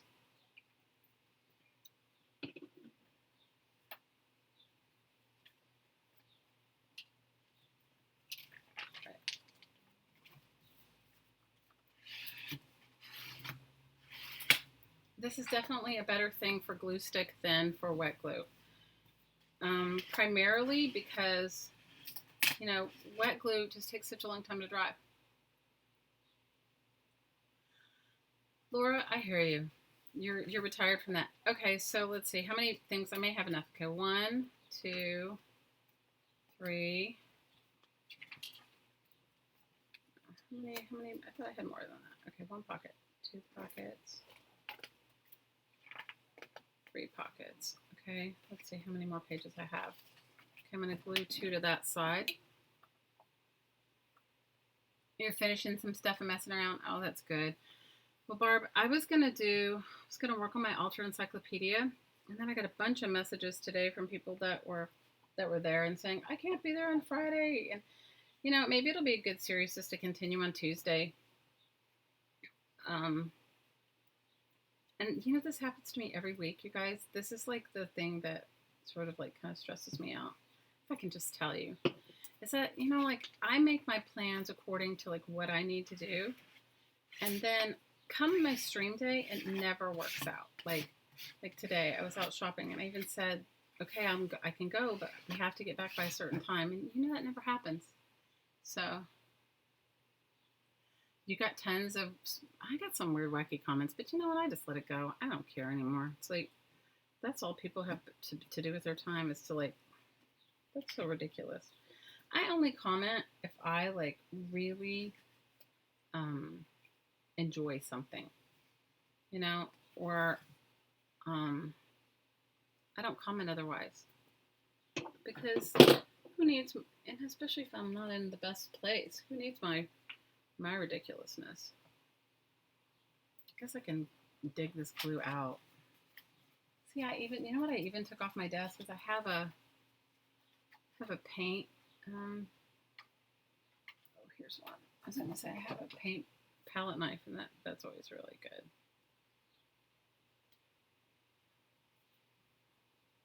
Somebody's probably going to give me like a hard time for palette knife and glue onto my magazine pages. I live in Hawaii, people. You have to do what you have to do. You have to recycle. Recycle, reuse, renew.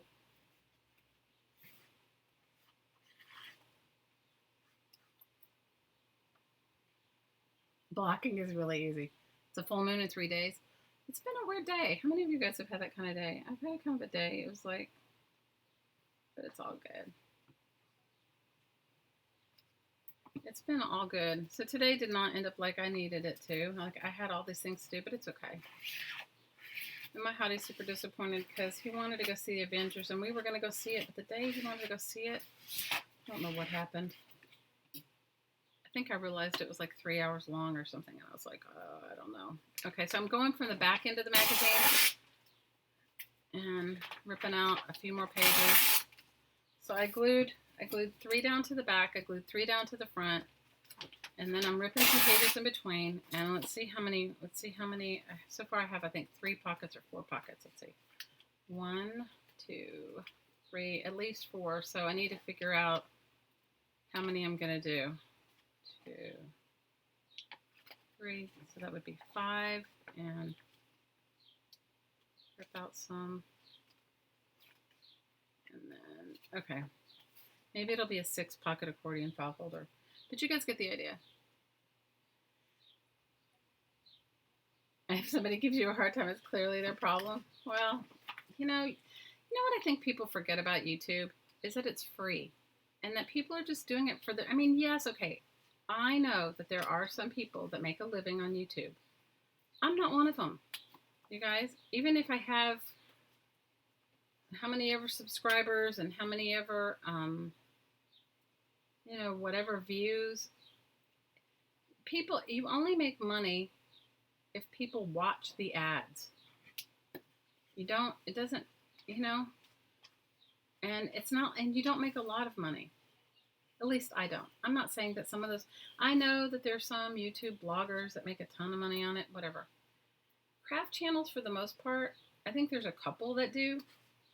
I mean, people that have hundreds of thousands of subscribers do, but I don't think they make that much money. There's a guy on YouTube, and I really like him. He's South African. His name is Dan Mace, and he's a filmmaker. And anyway, he talks about his YouTube journey and how he came to it and all these things. But he has a video on YouTube that says something about how much money you make on YouTube, right? And he breaks it down. So if you guys are interested in that, I think he has like 700,000 or 800,000 subscribers, and I think he makes about $3,000 a month, or maybe 4. Now there are some people that like you do make more money if you have somebody sponsor your video, like if you had a product somebody's going to use. But you guys, look at me. I make stuff out of recycling, okay? I don't make anything. I mean, I guess Elmer's glue stick, or I mean, what products do I use that I could talk about? I don't really use any. I mean, I'm not a big shopper. You caused a ruckus.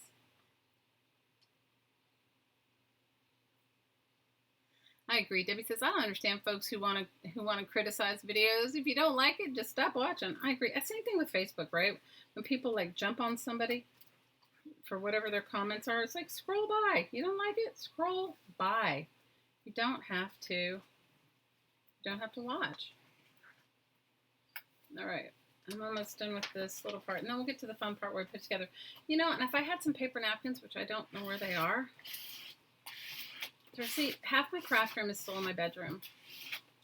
Or more than half of it. And some of it's in my garage because I took it out of the space. And then I brought some back, but I haven't brought everything back. So let's see. Let me tear out some pages here.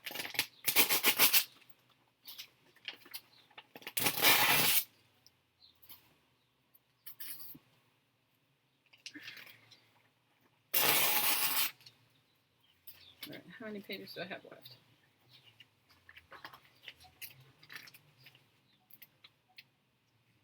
So I can keep that 1, 2, 3.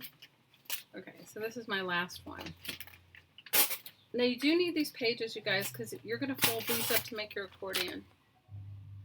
And it's better if you guys, I have no control over my neighbors and their loud, whatever they do. I have no control.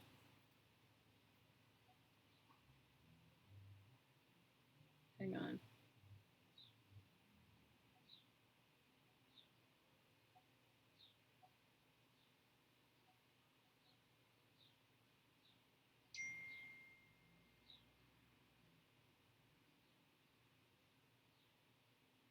Hang on.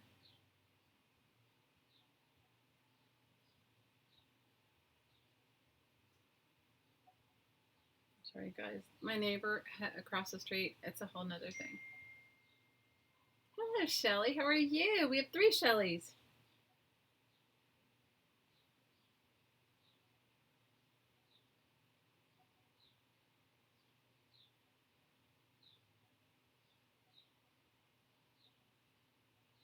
Guys, this is my life. Don't mind me if my neighbor decides to come over here and fuss at me. Anyway, that's a whole nother drama. How many of you guys live in a place where there's street parking? Well, we live in a house and there's street parking across the street, and our neighbor thinks that it's his. And I think my hottie parked over there when we came home because somebody was parked in our driveway. One of the ladies that lives in the back was loading all her surfboards and stuff in her car and parked in our driveway, so he parked across the street. So I have a feeling this guy's going to come over and fuss at me. So I'm just giving you guys a heads up. And my hottie left his phone in here, so he can't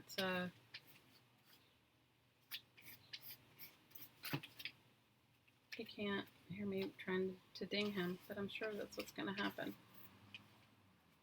I'm sure that is what's going to happen, as well as I'm sitting here chatting to you. Because the guy came home with his thing so loud, and oh my God. You guys, you would think that where we lived, people put cones on the street to mark their street parking. You guys, it's not that, it's ridiculous is really what it is. Good night, Bunny. We have missed you, Care. Everybody's missed you.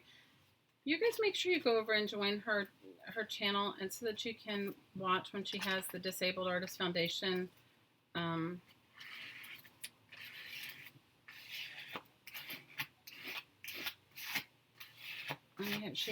when she has the Disabled Artist Foundation auctions. So now I'll show you what we've done so far after this, besides dig glue out of a glue stick. Oh, you have no idea. It's like worse than that, Care. It's like I had somebody text me the other day and tell me that, she was she rented a truck for the dump, and they were coming, and so I said, well, pull in the driveway. I said, thanks for giving me the heads up, because she's the neighbor that always pulls in, blocks our garage, and anyway, whatever. So, I said, pull in the driveway, because the other lady that lives in the back isn't around or whatever. She tried to tell me that, the parking spots across the street from our house, those are her parking spots. And I said, I'm not the parking police. I said, street parking is street parking. I said, you knew when you moved in here what it was. And if you're not happy, go move. I mean, it's like she's basically trying to guilt me into not parking there. Well, I didn't park there, but my daughter had a friend over and he parked there. It's like, who cares? It's like, you guys, it's like people leaving crappy comments on YouTube. It's like, seriously? It's like, I'm sorry that your parking didn't work out perfectly for you. And then she purposefully does stuff. It's super passive aggressive, like, she'll pull her truck in front of the driveway where I can't get out, and I have to go pick my kid up, and because she lives in the back guest quarters, and the only people that have garage parking are us, because we rent the house. So she wanted to get into a fight with me about it one day. And I said to her, you know what? I said, we pay 3 times the amount you pay. And I said, if you want to pay for a parking space, move somewhere else. I mean, there's so many, you know what I'm saying? There's so many options. But you moved in here. Oh, this is a good one. This will make you laugh. Or make you think it's stupid. She told me one day, I ran into her outside by where we do our recycling and trash. And she said to me, you know, that she was going to call the owner of our place and see if they would exterminate. And I said, no, we're not doing any chemical extermination here. I said, if you want to do it in your own apartment, that's your business, but you have to get the okay from the lady that lives downstairs from you. You know, it's like a duplex in the back, one upstairs, one downstairs. I said, because, you know, we have animals and we don't do that. I said, you know, there's other ways to do it that are more. Anyway, and then she wanted to tell me how dirty her place was when she moved in. You guys, she's lived here for 3 years, and how her place wasn't painted. And I said, you know what? You've lived here 3 years. That would have been something that you needed to speak to the owner about within moving in within the first week. I said, but by the way, your house was painted. I know, because I painted it. Because we couldn't find somebody to paint it for when the other tenant moved out. So my hottie and I painted it because it was just easier. It was like, you know, we sort of manage where we live.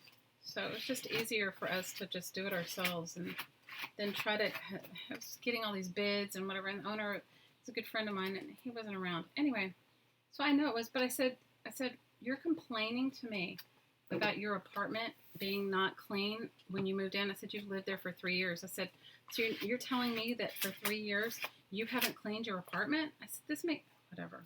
Do you see, this is the kind of crazy BS that people do. So, but the parking thing is getting a little obnoxious. So, all right.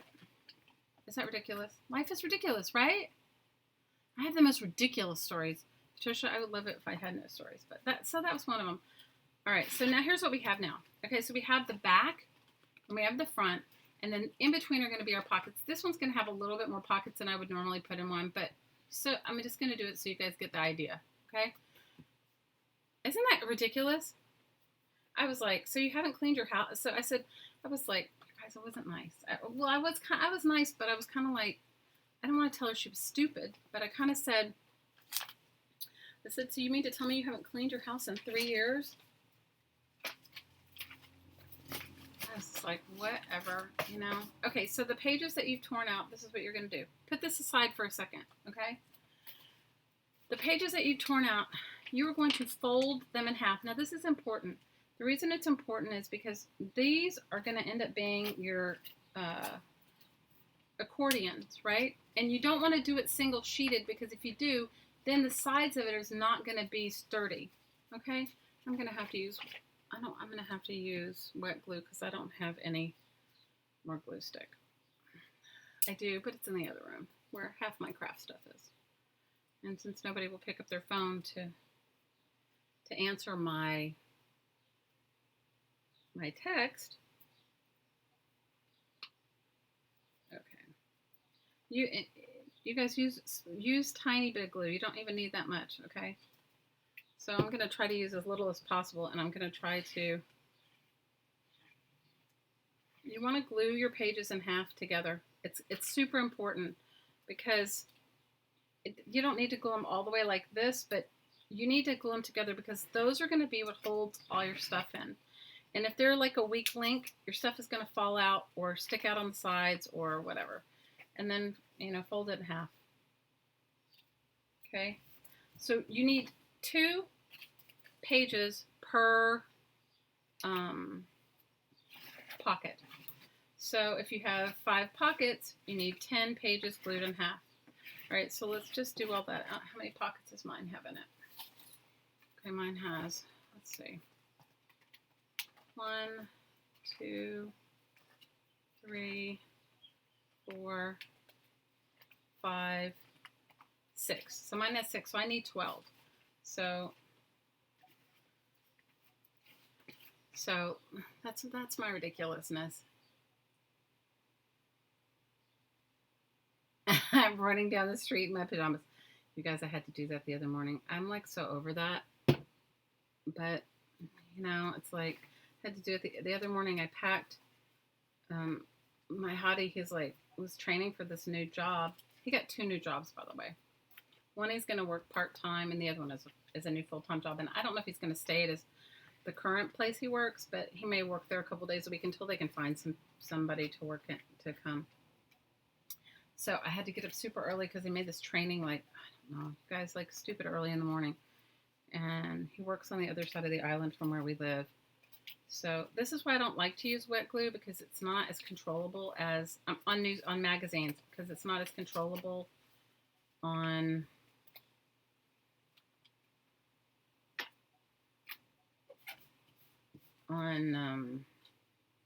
magazines.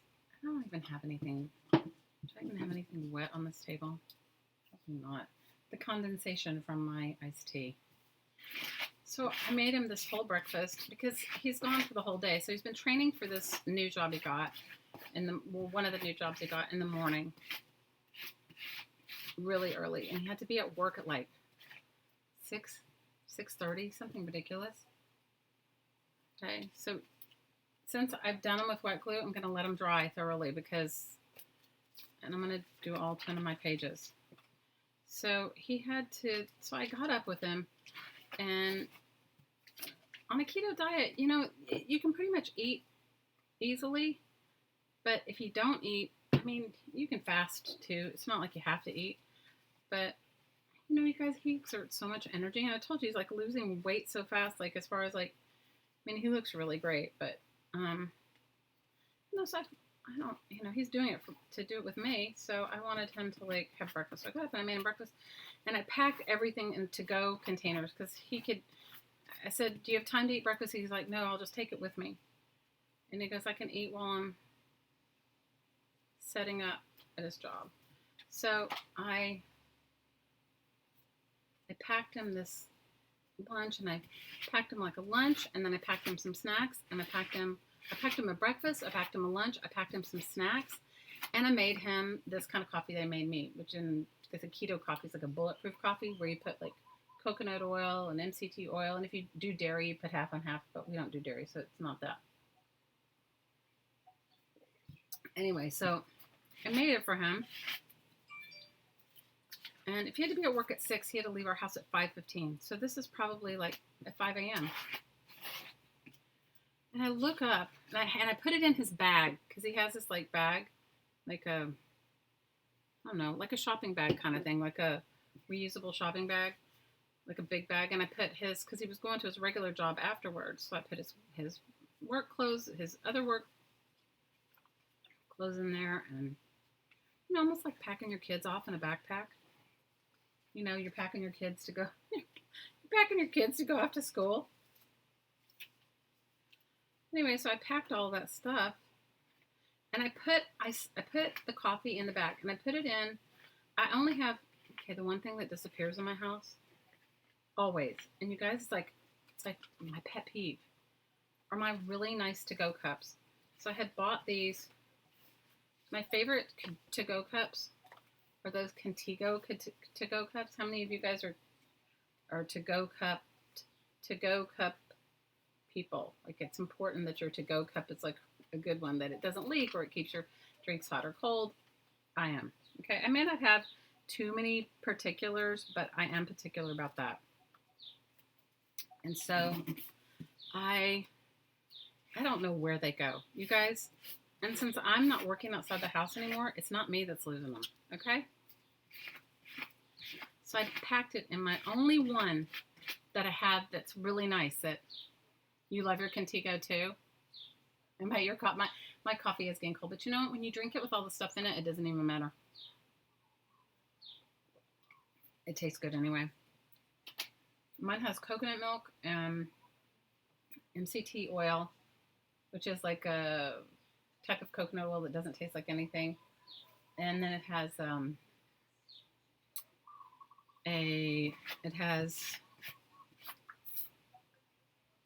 coconut oil, MCT oil. It has some collagen in it, which is actually really works for your nerve endings or whatever that. And I don't know. It has this one tastes sweet, so he may have put some stevia in it. Anyway, so it's like 5 o'clock in the morning. It's not even, I don't even think it's even light here yet. And I look over on the counter. I'm getting ready to make myself a cup of coffee and then go in my room and maybe go back to sleep. But I make myself a cup of black coffee. It's 5 o'clock in the morning. I look over after I packed all these things in his bag and I see his coffee sitting right there. Why? Because he took it out of the bag. Why, you might ask? To put his wallet and phone in the bag. Like the coffee didn't, and he was like, he even said to me, is that coffee going to spill? I said, no, you have the only good cup, meaning the one with the good lid, right? I said, no. You guys, I'm like so pissed at this point. I'm like, I am not running down the street. So I call him, and he's been gone for like, I don't know. And I said, you have left your coffee here, and I'm not, I said, I will meet you on the street, but I am not running after you. And he just started laughing. I said, it's not funny. It's 5 a.m. It is not funny. And he came back, you know why he came back for the coffee? Because he really needed it. He knew he was going to need that coffee. Because the one thing about this diet is that you have to get enough fats. And the only way to get the fat is through the healthy fat way is like through oils or dairy, and since we don't do dairy, the only way you really get it is coconut, one flavor not fond of. MCT oil doesn't taste like coconut. But see, Lynn, if you did it, maybe you would do dairy. I don't do dairy. So if you don't do dairy, I don't eat any dairy. I mean, if I eat it, it's like sheep's milk or whatever. But I don't eat it. But if you did, you'd put heavy whipping cream in yours, and you'd be able to get your fat that way. Hi, Carolyn. How are you? We have 2 Carolyns, 3 Shelleys.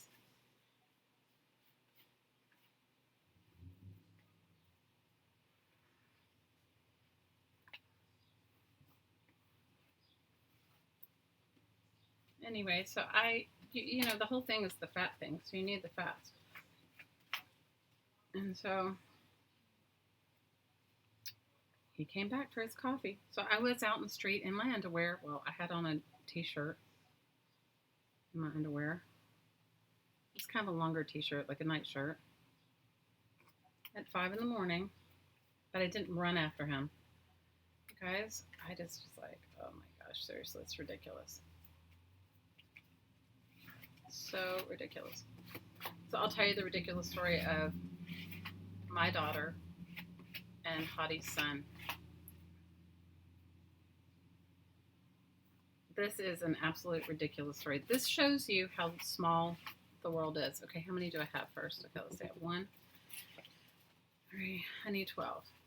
5, 6. I have 6 more to do. The other thing is with wet glue, guys, it takes a while to dry. So I used to live in New York City, and so did Hottie. And we used to live in the village, in Greenwich Village.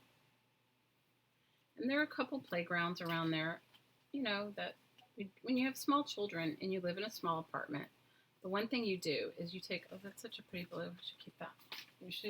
The one thing you do is you take your kids to the park, especially when they're little, because they need to run around and, you know, it's like, that's their socialization, that's all of it, right?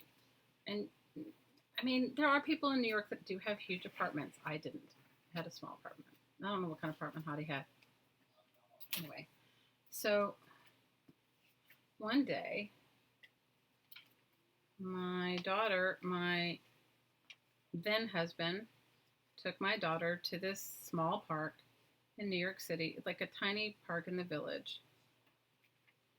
And, you know, he came home and he was like so upset. And I was like, what happened?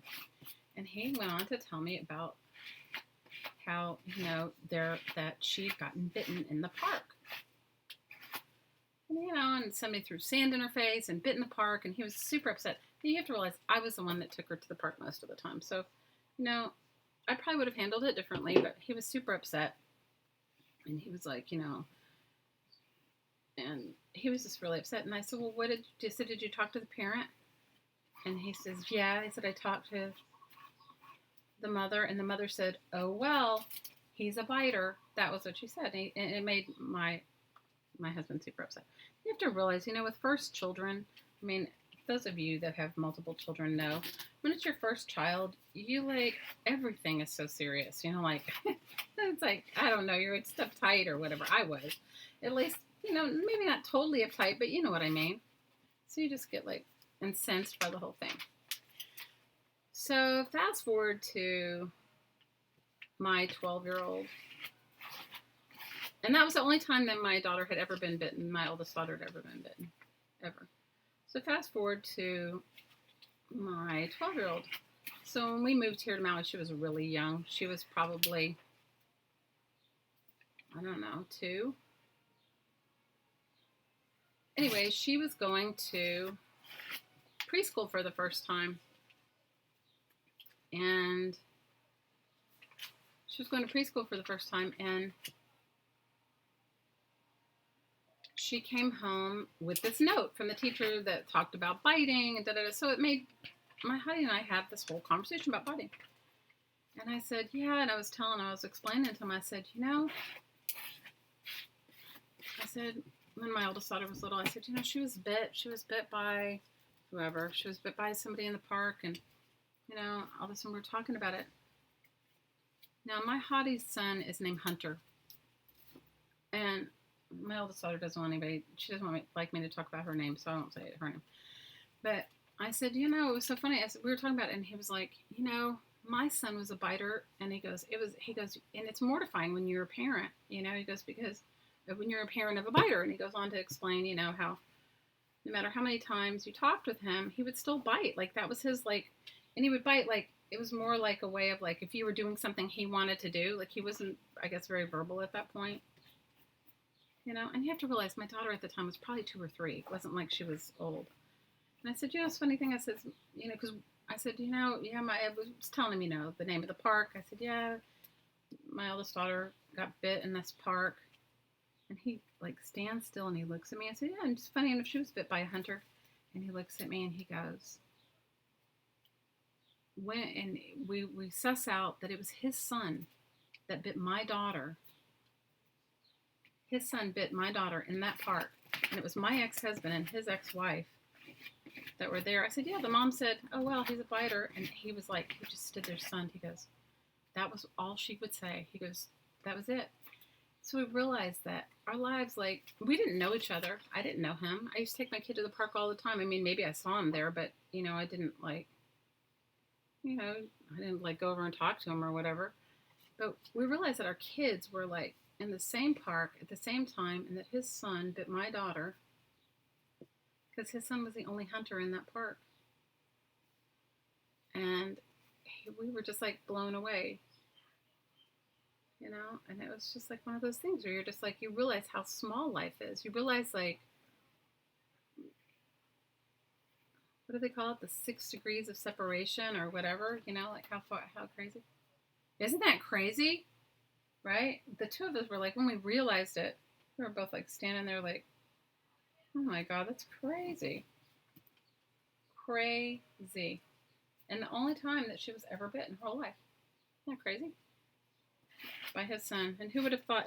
And he and I did not meet in New York, you guys. He and I did not meet in New York. He and I met in India. We met in India, of all places. In India. Isn't that ridiculous? It makes you realize, right? It makes you realize that your life is just like, it is small, right? And it makes you realize that all the things that you think are, it's ridiculous. I don't know where my man tool is, my man gun. I looked for it. I was going to use it last week. And you guys, I packed. Have you ever guys put your stuff away where you don't know where it is? I took a bunch of stuff out of my room and I put it in the garage, and I think it's probably in one of those boxes. Okay.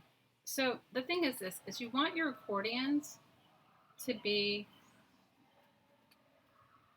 the same size as this part of your page. So Debbie says, when her kids were little, you met a couple at the school and found out my husband had been the organist at their wedding 15 years before. Wow, when they were showing us their wedding pictures. That is so, yes. You organize and lose? Well, that's my fault. Len says it's true, plus everyone is 57th or less cousins to each other in the globe, on the globe. How do we meet in India? Oh my gosh, you guys, it's such a crazy story. I'll have to tell you. Can you guys hear that loud television? Can you hear it, or is it just me that can hear it?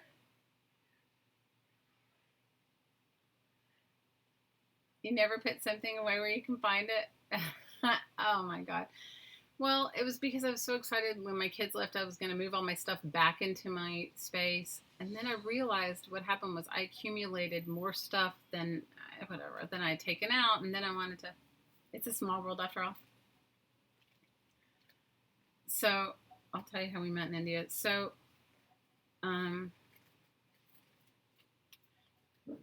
I had recently lost one of my parents. I don't think I had lost both of my parents at that point. I don't remember. No, I'd only lost one of my parents. I had recently lost my mom. So I told you guys my mom's been dead 12 years. Maybe she's been dead 13 years. And between 12 and 13 years. So let me just tell you this really quick. So you take those pages in half. The pages that you've glued in half. And you want to go ahead and fold them in half. And then you want to fold one back to itself. You want to make like an M or a W. Okay? And you're going to do that with all of the 12 pages that you have, or how many ever you needed for your, how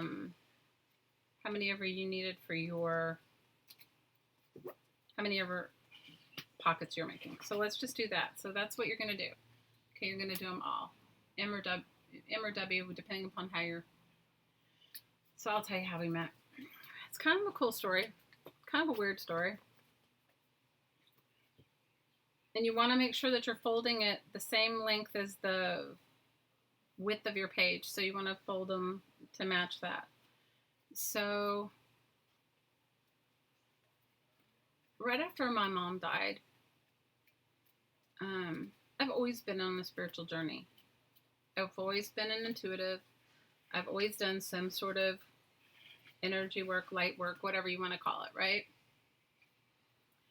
And when you go through something that difficult, for me, I just needed, and I'd always wanted to go to India. It wasn't like it was like I'd always wanted to go to India for, I don't know, for as long as I could remember. But, so I decided that I was going to go. After my mom died, I decided I was going to go. And I went and so my mother must have died in March of that. And so the following September, I decided March, yeah, a few months after she died, I was going to go to India.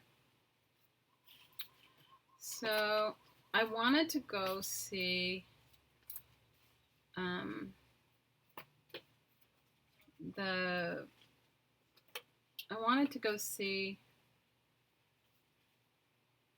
a place in North India. And I was planning on, I was traveling by myself. Like, I had asked my friends if they wanted to go. Nobody wanted to go with me. I had asked, I'd ask everyone. Nobody wanted to go with me. Anyway, so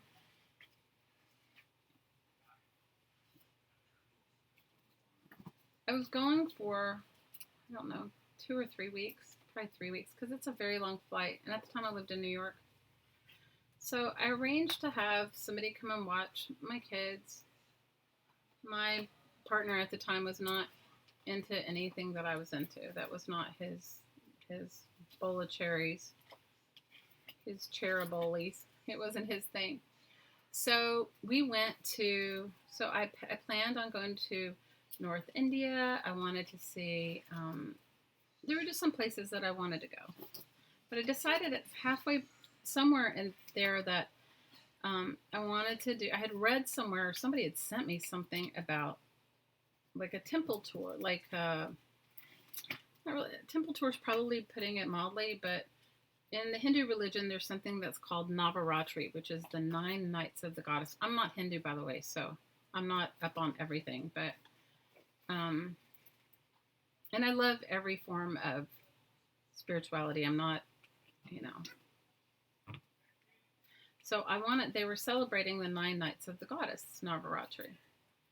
And, in Hinduism, there are lots of gods and goddesses, but 3 main goddesses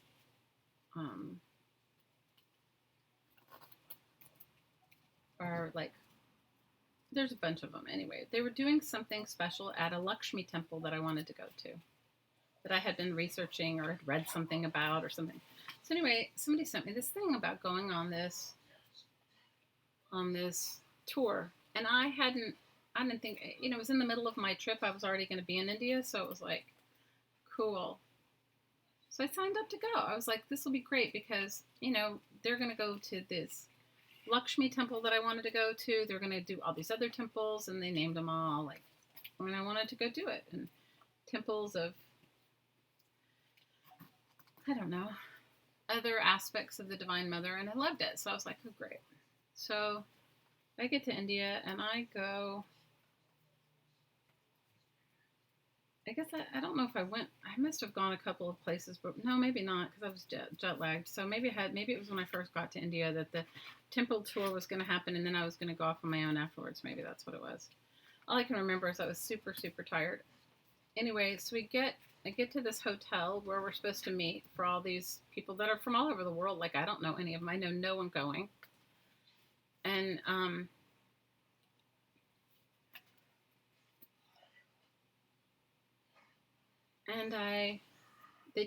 we get there, it's like you arrive at something like 2 or 3 in the morning, and then they had this thing that said, like, at 6 a.m. or 7 a.m., meet at this place because we're all going to go and buy temple wear. So, in order to go to some holy places, just like if you go, like, to the Vatican, you have to cover your shoulders and different things. They all have respectful attire that you need to buy.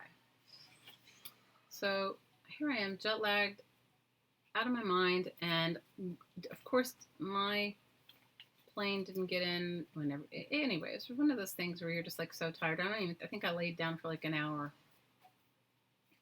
Anyway, we meet in the lobby with all these people that I don't know to go to a store, and the store is called Fab India, and it's really quite. If you ever get to India, I'm sure they're everywhere. It's like a store that has, punjabs, which are like those, long shirts and pants that you wear underneath it. And you know what I'm talking about? Like, if they have another name, you guys can pipe in and tell me. I'm not up on all the names of everything. So we go there, and I go in and get mine right away. They take us in a bus, right, to go there. It's a really modern store, and it's really quite nice and whatever. And I buy myself, I don't know, 2 or 3, because I figure I'm going to be in India for 3 weeks. I better, have more than, and I had brought something, but, and you guys, of course, I bought like the loudest, brightest things. I loved them. I gave them to somebody. I don't even remember who now, but anyway. So I look over, and there is the pastiest, whitest man that I've ever seen, like ghostly white. Like, you can tell he lives somewhere where he gets no sun. And he is buying, there's these 3 guys standing together, and he is buying, or looking at buying, a fluorescent orange Punjab. Like, those caution, where, like, like, stop, you know what I'm talking about, like, just most hideous bright orange, something you would see that somebody would wear in an intersection not to be run over, crossing guard bright orange. It was horrible. And he's so pasty white, and I see this guy standing next to him and going, yeah, and they're like cheering each other on, right? Yes, traffic cone bright orange. And they're cheering each other on, and I'm like, oh my God. And then the girl from the tour company comes, or the girl from that was there, she was like, we need to, like, gather everybody. And I can tell they're, like, standing over there. And I was just like, all I could do was think, this guy is going to look hideous in this. And they're telling him he looks great. And he's going to get back to wherever he's from, wherever there is no sunshine. And he is going to wear this. And everybody's going to make fun of him, right? Because, like, so I walked over and I said, no, I know you don't know me, but that does not look good on you. Please don't buy that. You guys, it was my hottie. It was my hottie. I told him, I helped him pick out something else. I said, he's got beautiful gray blue eyes. I said, pick out something blue. Pick out something gray. I said, you are so pale. You look like a caution signal. Anyway, you guys, that's me. Can't you imagine? Can't you just see me? Hello, excuse me. That was going to look like crap on you. You don't buy it. Right? And then the other guys were like, I had told them to. I was like, you cannot buy that. It's one thing if you have beautiful olive skin. And he does have really beautiful olive skin. I mean, I told you his mom is part Native American, part half Lebanese, half Native American. But he'd been living in Portland, I think, at that point for a number of years. And it didn't look good on him. So that's how we met. Of course, there was nothing there. I wasn't remotely, first of all, I was going through so much grief. Second of all, there was nothing there. And then I also thought he was gay. So that's a whole other story, okay? I thought he was gay. Okay. So, but I mean, I wasn't looking, so it didn't even matter. Not that I care. And there's nothing wrong with being gay, but I'm just saying, you know what I mean? It's just like I didn't, anyway, I'll tell you the gay part in a minute. So you want to take your W or your M and you want to place it with the mountain inside. So you're going to glue one down on one side and you want to make sure that the ends are inside the fold line of the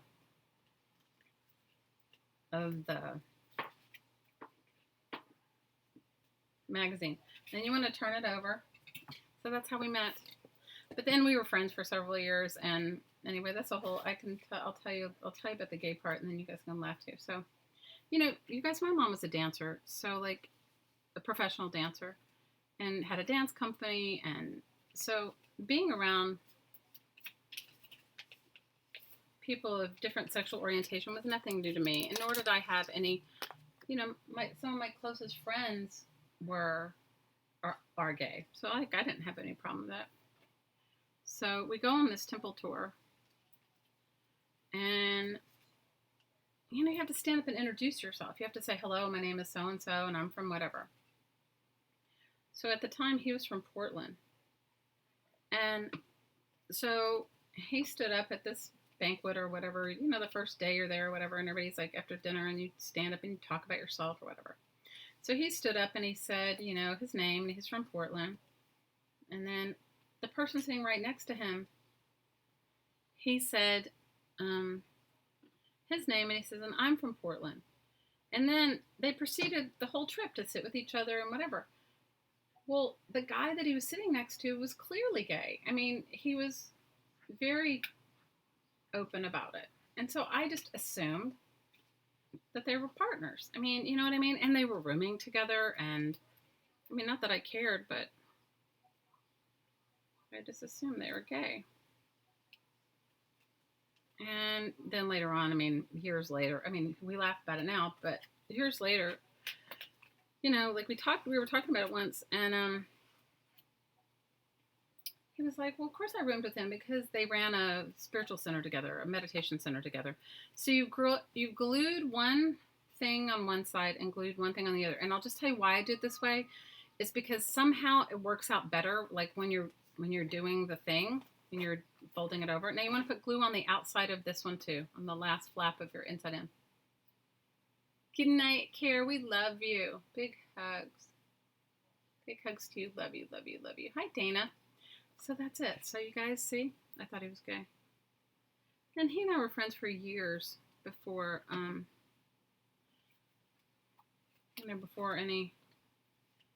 there was no sparks there. There was nothing.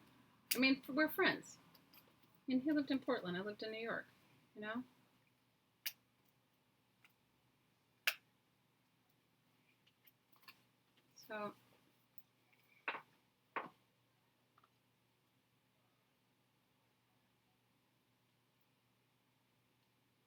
So that's how we met.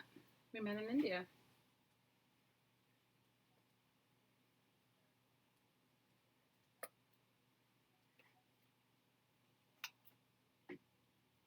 Ridiculous, yeah? So ridiculous. But to go from his son biting my child in New York City 20 something years earlier to, so weird. It makes you realize like how small everything is. Okay, so what you want to do is you want to then just make sure this one on the inside that they're folded into the crease, and then you just want to match them up to the top. And you may have to go back and adjust it a little bit. That's also why working with glue stick I find is better, but you know, I'm sorry that I had to use wet glue, but my glue stick is like non-existent. Now you could washi tape these in if you wanted to. I mean, glue them first and then you could take some decorative washi tape to do the sides. But I don't know. And you could have covered it with a paper net. You could have made it really beautiful. You could do painted papers. You could even jelly print on these magazine pages. So that's accordion fold 1. Yes, you're absolutely right. My life is a soap opera. All the days of my ridiculous life. Yes, totally. You guys don't even get half of it. I don't even tell you guys. Some of it is so bizarrely ridiculous. I can't even tell you. Like that crazy story of Kate the skate, coming to Maui and going in to pick up a book that I'd lost. You guys, my life is like that. I go with it. I try not to criticize myself, but it is. Okay, so that's fold 1. It is so ridiculous. So ridiculous. Okay, so you're going to do the same thing on the next page. So you're going to take your thing and you want to put it, whatever, mountainside in. Guys, I'm going to try and scrape the rest of the glue out of here. It's so ridiculous. You guys have no idea. It's like so ridiculous.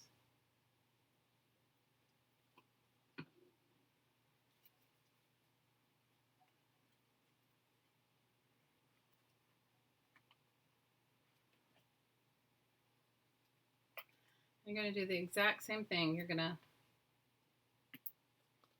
to glue it with the mountain in one side there. And you guys, sometimes as you fold it, the tops won't match anymore, and that's okay, meaning they'll stick over. They'll be higher than the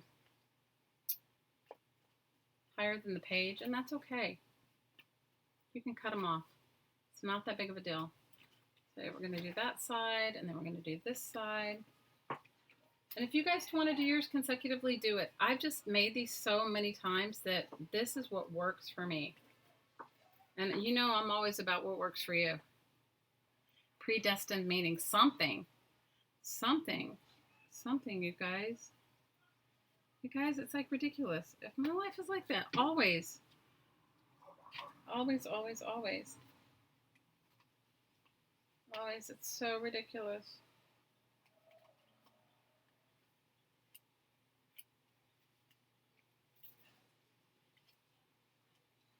So ridiculous.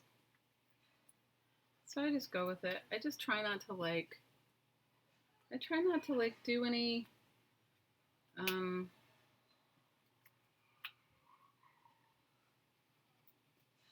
long range planning because I think my life has a mind of its own.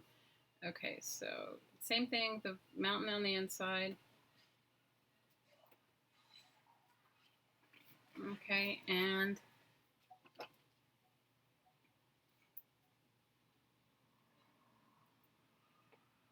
that's why I know this house that I've been looking for that hasn't shown up yet, that I know that there's like a perfect house out there for me. Because like, how could I go, how many ever years I was alive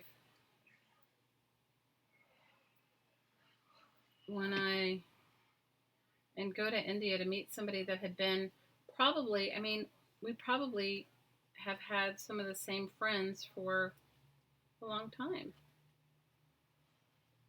So you just got to know that you're always in the right place at the right time doing what you're supposed to do.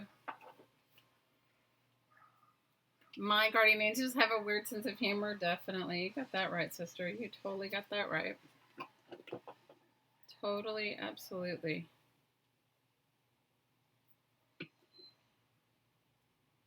Totally, absolutely.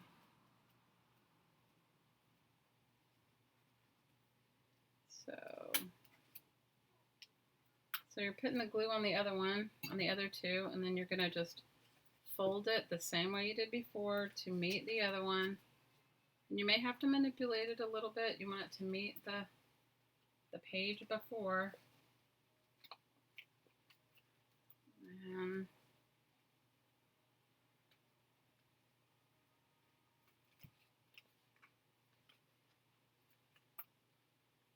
And sometimes you do have to adjust it so that they'll meet at the top, you know, and that's why for me using glue stick works out better too.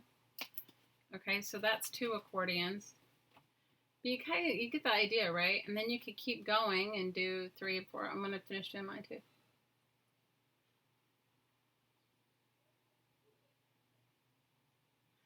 Yeah, Deb, that's perfect. Deb says, yes, when you force the issue on something, you take yourself out of the trajectory for the better thing that was down the path a bit further. Absolutely. Absolutely. Totally, absolutely.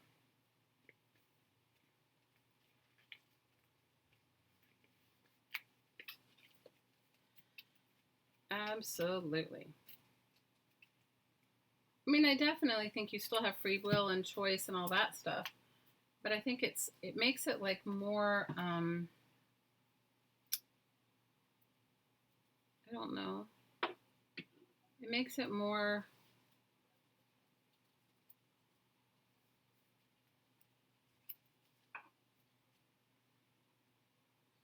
fun if you just allow, right? I definitely believe in the co-creation of what you do, that what you put your thoughts toward manifests for you. You know, where you spend the majority of your energy, how you allow your energy to flow and affect other people.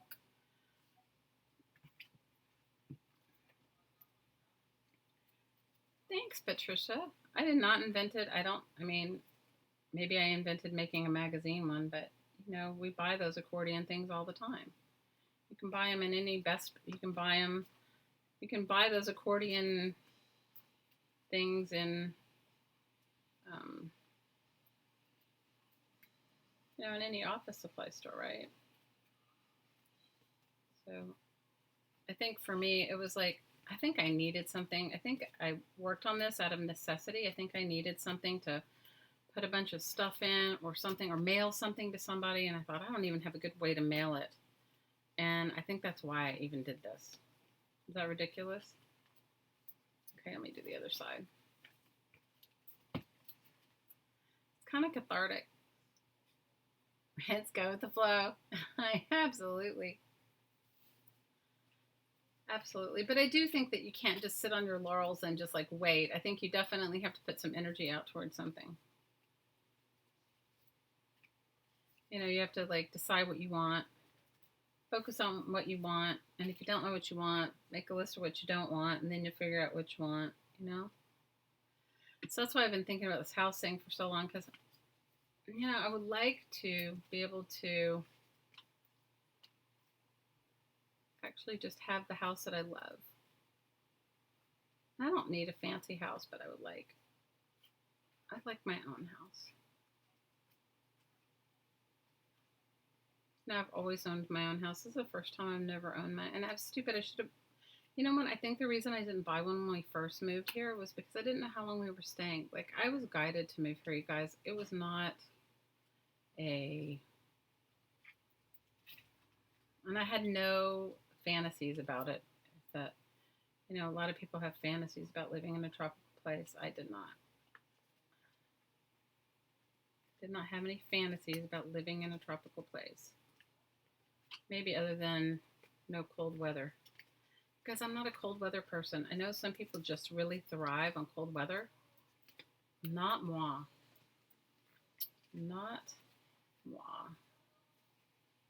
Okay, see how this one is going to be a little bit higher? It doesn't matter. You guys, it does not matter. I can trim it off if I don't like it, but it'll still be utilitarian. Okay? It will still be utilitarian. So tell me what you guys have planned for the summer. Is anybody having some like super fun plans? My sister's going to Spain. She's like so excited. It's her 50th birthday. She's going to Spain.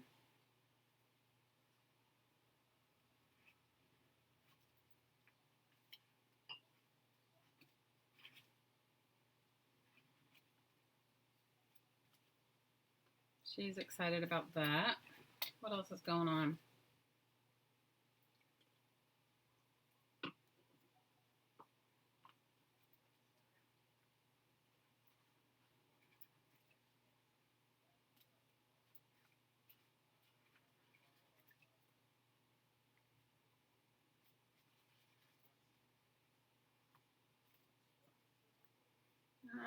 I may go to Bogota. My dear friend that lives there. You just got back from the beach? Oh, nice. Where did you go to the beach, Dana? Okay, so you're going to just do the same thing again. You're going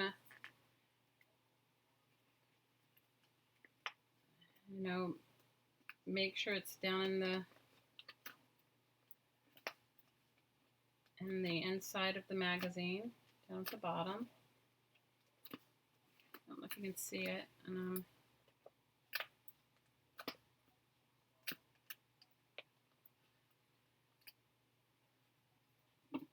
Some more glue there.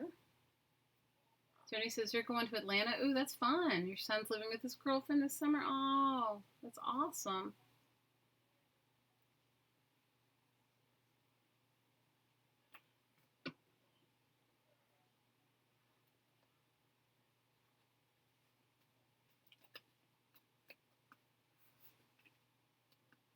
Now you do wet glue with this, but if you do, I would suggest you use paper clips to hold the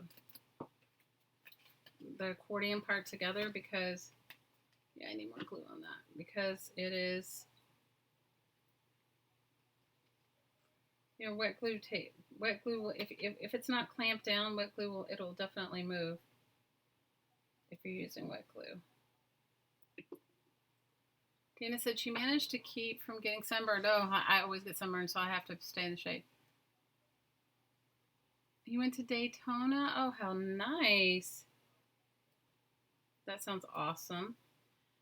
Yeah, you would think because I live in the tropics, I would be a sun worshiper, but I'm not. I mean, I love the sun, but I'm very pale, so I would definitely, I wear a lot of sunscreen, and then I try to go not in the heat of the day, and I try to stay in the shade if I'm going to sit outside. Because my whole family loves the beach, and we all go out and have cookouts or whatever, but what's cool here is that they have all kinds of grilling stuff at the beach. So that's pretty cool. Okay, now we have 3. Now we have 3. And I have to burnish the inside of this one down.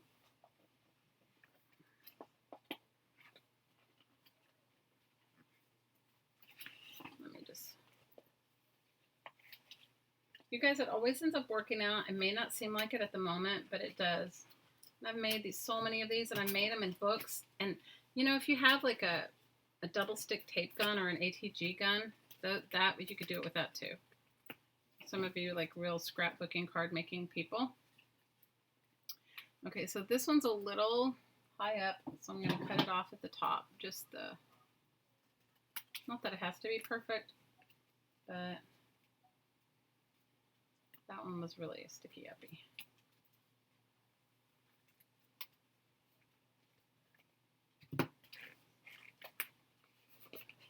Okay, so you can see the accordion part from this side, right? And sometimes I do have to go back. See where it joins right here? So sometimes I do have to go back and, either glue these little bits in, especially since I'm using like such minimal glue. Hi, Tammy. The resort, you stayed at a resort that had a pool. Laura's going to Oregon? Ooh. Going to a garden tea party. Oh, you're making cards? That sounds so fun. You live 2 hours from Daytona? That's awesome. Hi, Christian. You stayed in a resort at the pool? Oh, in the shade. Yeah, I usually go super early in the morning or late in the afternoon. Carolyn says, my husband and I and brother and his wife and 2 nephews are going with their wives, going to Texas, stopping in New Orleans, going on a swamp tour. Oh, that'll be fun. The swamp tour sounds like so much fun. So are you gonna make yourself a hat to wear to the garden tea party? Are you doing it all fancied up? Hat and everything? Good night, Charlene. Big hugs.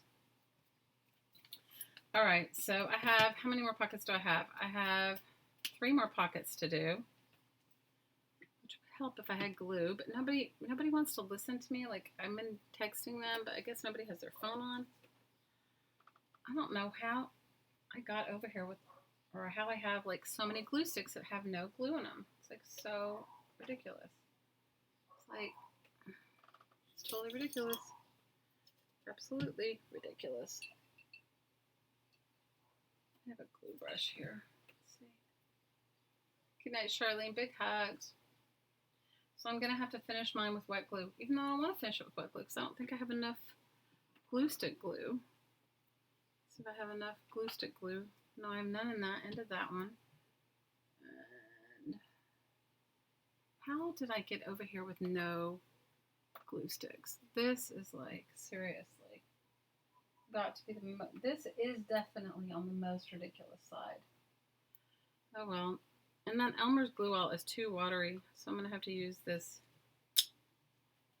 designer, whatever, the tacky glue. So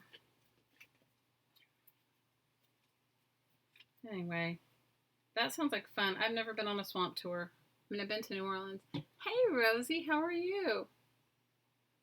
You have a bunch of hats to wear? Oh, good. One of the ladies in our Crafting Mamas group did she do a Beauty and the Beast theme tea party? She did something like that. She did a Beauty and the Beast theme tea party for her daughter's wedding shower. I mean, that was, the daughter loved Beauty and the Beast or Disney or whatever. And so she did that. And she made all these like paper cups, and she made like really cool like party favors and different things, which were like, I thought were very amazing. So I think that'd be so much fun.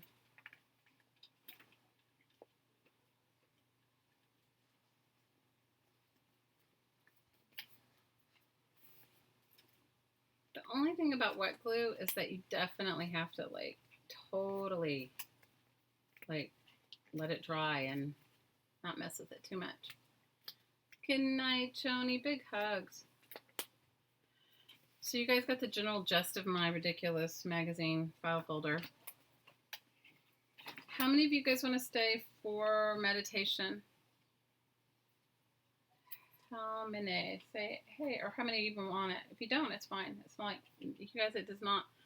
I meditate multiple times a day, so it doesn't matter. Good night, Miss Joni. Love you. I hope you sleep well. Hope you have a great Saturday, whatever you do. Whatever you do.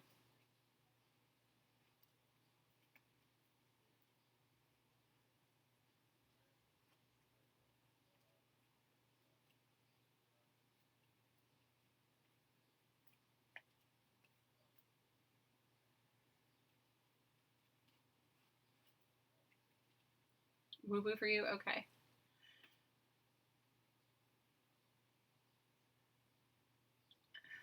You saw some people on TV that went on the gator tour, the swamp tour, and they fed gators. You're keeping your hands in the boat. I hear you. You know what? I grew up in Texas, so I have been on... Didn't I tell you guys a story about my dad bringing home an alligator? Didn't I tell you guys that? I grew up in a very eccentric family. I had wonderful parents, but very eccentric. That's just to say. It is a good way to recycle a magazine, especially if you've torn out all the inside bits, Rosie. If you've torn out all the inside bits, which you know me, I have torn out a lot of them. It is good. I would normally do it the other way, but I put the glue on the wrong side of the paper because I was not paying attention. When I was a kid, you know, I'm from Texas, and I lived on the bayou, where we called it the bayou, where there are alligators. I mean, there's like alligators and alligator gars, which are fish that have like alligator mouths. Anyway, all of that. Good night, Charlene. Big hug. So, and good night, Joni. Love you. And my dad, my dad was an avid fisherman. I mean, like big time fisherman, sports fisherman. And, he would always like, I don't know, he would always do some crazy things. Like, so one time, I don't know where he'd been fishing, don't remember. And he brought home. I woke up in the morning, and he would get up really early in the morning or go really late at night fishing. Like way before you get up as a kid. And I got up early in the morning, and in our bathtub were baby alligators. My dad, they had just hatched, or maybe some of them, I don't know. They were little. So we had them in our bathtub, you guys. It's so ridiculous. My mother was so pissed.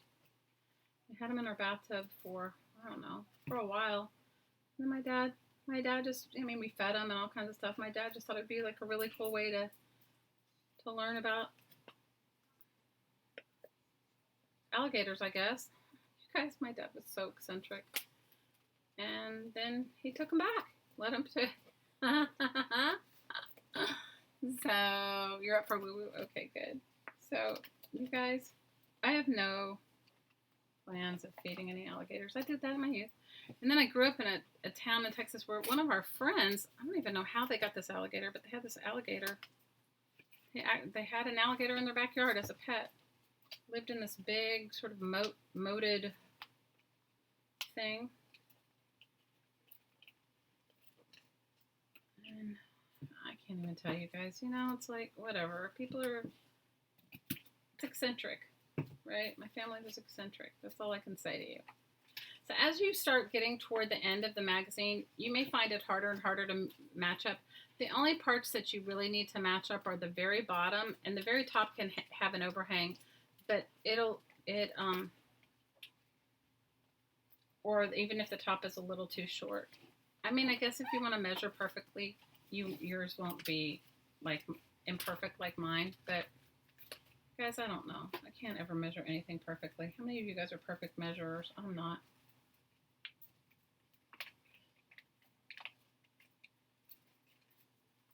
Thing is, when you use glue stick, your pages won't stick together. Sometimes when you use wet glue, they do. So that's why you want to make sure it dries so that your whole accordion thing doesn't get stuck together. You're heading to Minnesota to play with your grandkids next week. Oh my gosh, that sounds so awesome. You're in Minnesota too? You guys should get together. Crafty friends. The crafty universe is out there for all of us.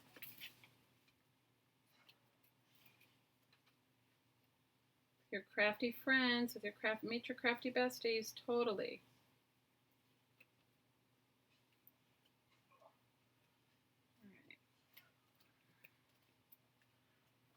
You guys should totally get together if you can. If you can meet up.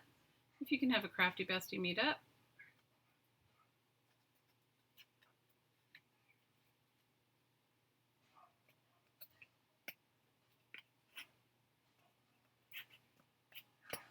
Just trying to cut off a little bit of mine, but it doesn't really matter. Okay, I have 2 more to go. So if you guys want to do the meditation, we'll do it in a couple minutes. Go get some water if you guys are up for it. And if you want energized water. If you don't, it's all good. It's all on what you want. So I hope you can imagine like doing this with a small old book, right? Or even making this type of an accordion and then gluing it into an old book cover. It would be great. Now this is, I've made them a couple different ways. I've made them where I put a closure on it. And then I've made them like this where there isn't one. But it's kind of a cool way if you wanted to send somebody some die cuts and some whatever paper or whatever you wanted to send them. Like you can fit a lot in the folder and you can fit it flat. You can fit a lot in here and then, stick it in a 9x12 envelope and mail it.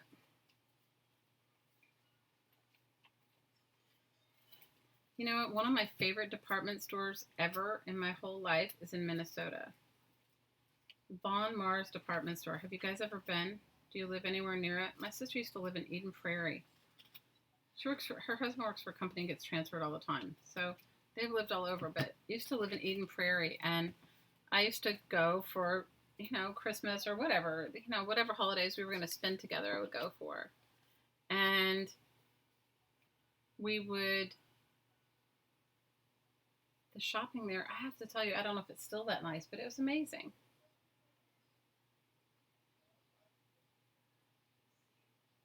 Your daughter is in Champlain. Where at, I don't, because I'm not up on Minnesota. I've only been there a handful of times in my life.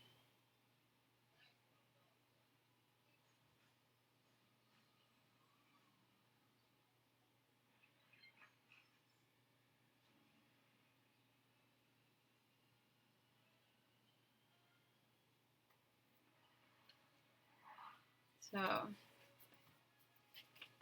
it's about an hour northeast. Oh, cool. You guys, I honestly, I mean, I would go to visit my sister and see my nieces and nephews, and that was really it. I did not, and I shopped at Von Mars department store because, when you go over on Christmas time or whatever. And what did we do? I don't know. We did a bunch of stuff when she was there, but we try to spend, not so much anymore, but when our kids were little, we tried to, because we never lived close enough to each other, we tried to spend at least like one holiday together. Now our kids are all grown and it's a little harder.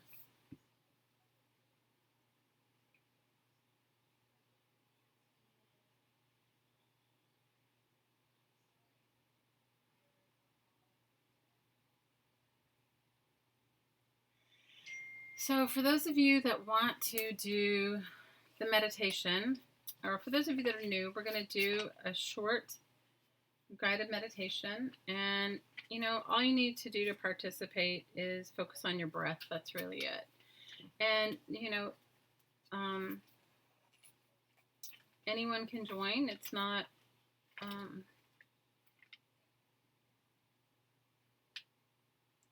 there's no guidelines. So if you want to have energized water, and somebody has asked me about this before, so I figure I'll just explain it really quick. Energized water is just a way to like when you're in a space of really feeling good about you and in a good space of peace, everything travels in that same energy line in everything really. But water is the biggest transmitter of energy. So a lot of times, it carries the energy, the vibration of the place. It carries the energy and vibration of the thoughts, and it carries the energy and vibration of the intent. And so sometimes when you're doing a meditation or something guided that's with energy work, it's always nice to have that water so that later on when you're like listening or doing or whatever, then you can carry that energy with you at all times in that water. And sometimes I've known people to take that energy water with them, or take, like, say you have a small glass of energy water, add drops of it to anything else they drank during the week, and have noticed a difference. It's not necessary, but you can have whatever you want. I mean, if you feel it, if you want to bring it or not. So for those of you that want to stay, we'll start in a minute. Go get your water, and then, you can have any sort of intention that you'd like to have. I always say invite in or bring in anyone that you'd like to into this energy work, knowing that they have full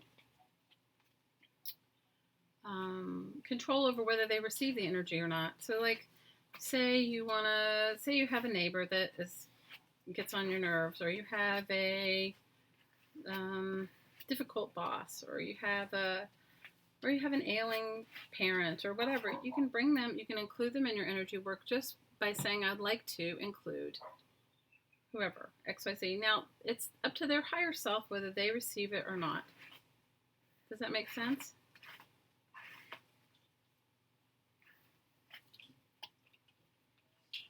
You live just east of St. Paul? Oh, that's cool.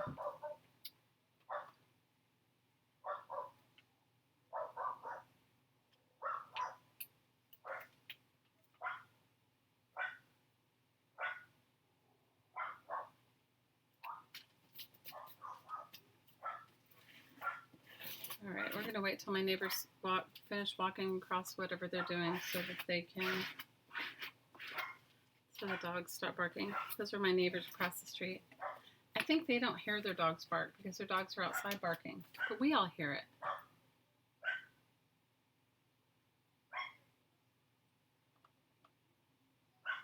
All right, because hang on for a second. I am going to go get my own water, and I'll be right back. I'm going to move this lamp. I'm going to move the lamp.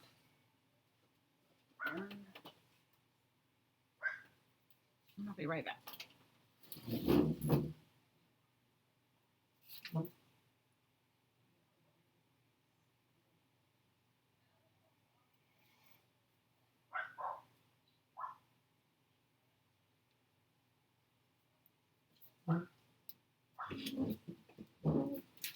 So while I'm getting my water, just bring to mind whoever it is that you'd like to include.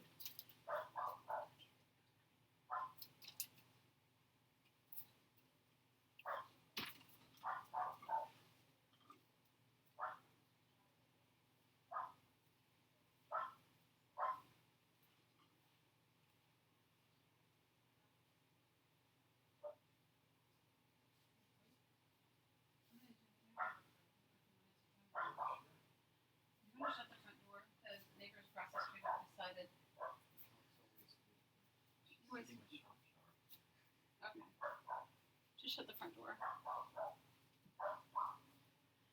Okay. Can you get me a glass of water, please? Just one glass.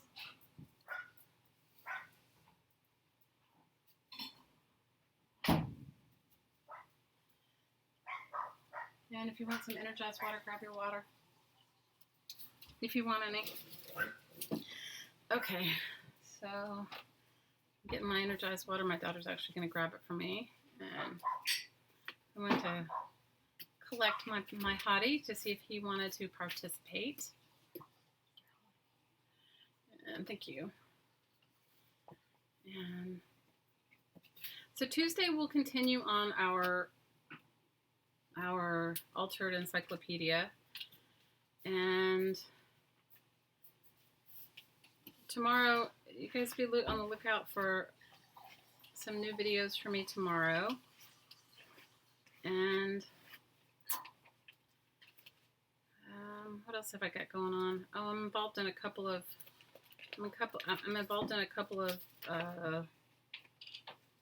video hops soon, so that'll be fun. I always love that. That's when you make stuff and you share other people's channels too. So that'll be fun. I don't know. I have a bunch of stuff going on. You want the rain away? You're so funny. So bring to mind anybody that you'd like to include in this energy work, like I mentioned, knowing full well that it's up to them whether they receive the benefits of it. But just like good thoughts or good prayers, most people's higher self enjoys that. But knowing that, you can't control anyone else's outcome. You're only in charge of your own, and you have so, sometimes people will say, but I've been praying for that person, and, none of us know what we came here to learn. That's the beauty of being a human, right? So none of us know what we came here to learn, but we all know that we're here for a reason, and that we've made that choice. So anyway, I'm sorry, the dogs are going to bark because somebody's standing up outside their home and I can't do anything about it. So let's get started. All you need to do to participate is inhale through your nose and exhale out through your mouth. On the inhale, receive and release. Receive and release. Imagine yourself in a column of light. And when you look up, you can't see the end. And when you look down, you can't see the end. This is your column of light. It is unique to your being, soul, spirit. Allow your column of light to surround your body 6 feet in all directions.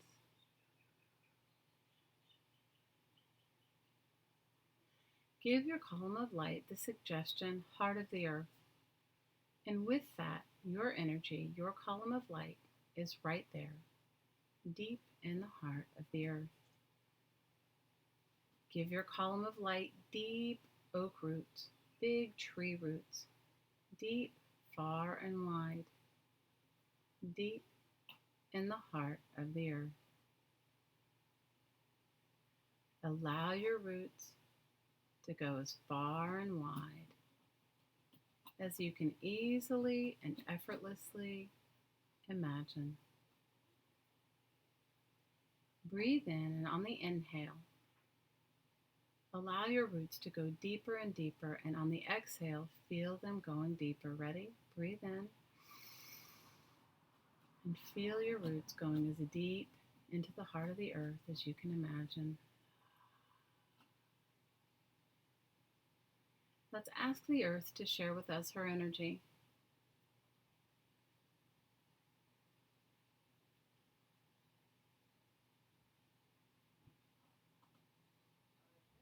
I see this energy like beautiful golden light, but you can see it, feel it, think it, or just know it any way that works for you. Feel this beautiful golden light energy filling your column of light. You may feel a warm sensation. You may feel a tingly sensation. You may feel nothing at all. It is all perfect. You are still receiving the love and blessings from the heart of the earth. Feel this energy rising up, feeling your feet and ankles, calves and knees, thighs and hips. Feel it filling the base of your spine, your lower abdomen, your waist, your chest and back, your throat and neck, your shoulders, your arms, your wrists, your hands, and out every finger.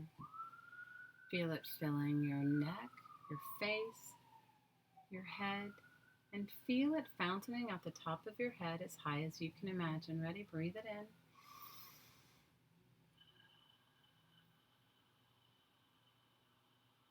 Breathe it in. And breathe it in.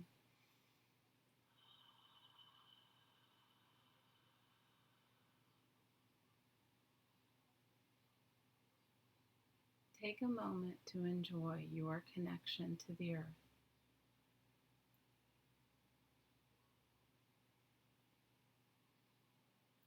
And follow your column of light above your head and give it the direction, heart of the divine, heart of the central sun, heart of creator, creation energy. And with that, your energy is right there. Give your column of light the same tree roots above your head that you did below your feet.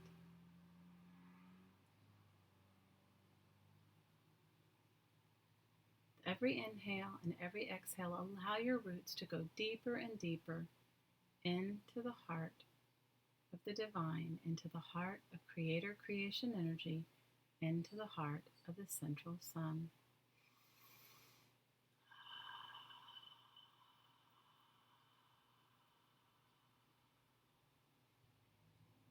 Allow this beautiful cosmic energy to pour through your column of light and mix with the earth's energy and your energy. I see this energy like beautiful silvery diamonds, but you can see it, feel it, think it, or just know it any way that works for you. Feel this beautiful angelic realm energy, this cosmic energy, this heart of creation energy, pouring through your column and filling your face and head, throat and neck, shoulders, arms, wrists, hands, and out every finger. Feel it filling your chest and back, your waist, your lower abdomen, the base of your spine, and feel it pouring through your hips, thighs, knees, calves, and ankles, and out the bottom of your feet.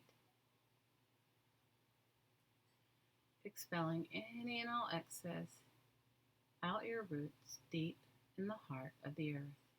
Breathe it in. Breathe it in.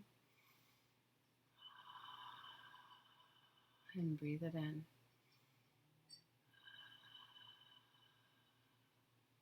Take a moment to enjoy your connection to heaven and earth.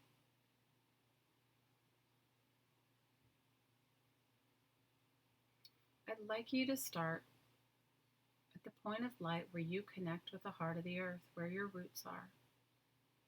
And on the inhale, give your body personality permission to receive any pieces and parts of you that you've allowed to leave, any parts of your being, soul, spirit. And on the exhale, you want to release any energies, any patterns, any cords from all time, space, and dimension that no longer serve you. Breathe yourself fully and completely back into this point of light where you meet in the heart of the earth. Ready? Breathe it in.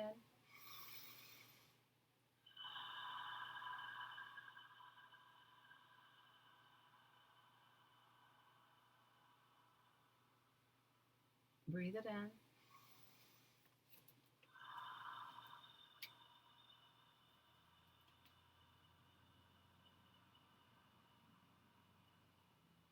And breathe it in.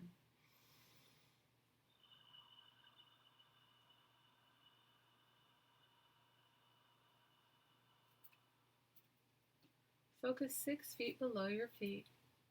Give your body personality permission to breathe in and receive all of you, the pieces and the parts of your being, soul, spirit, from all time, space, and dimension, all kingdoms and planes that has left. And on the exhale, release anything, cords, patterns, people, emotions, anything that no longer serves you. Breathe yourself fully and completely, 6 feet below your body, back into your energy center now. Ready? Breathe yourself back in.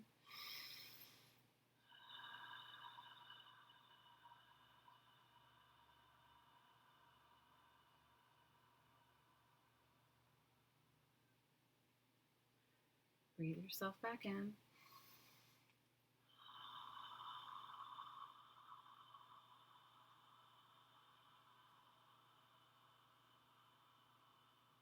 Breathe yourself back in.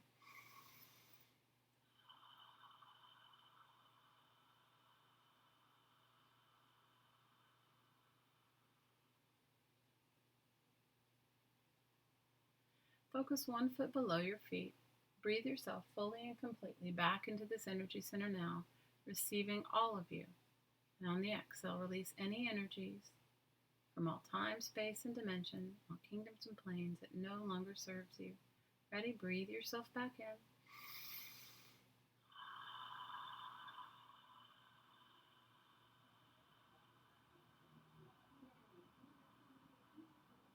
Breathe yourself back in.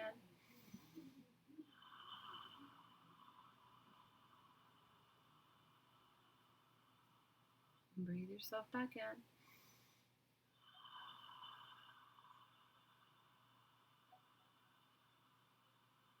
One more time, breathe yourself back in.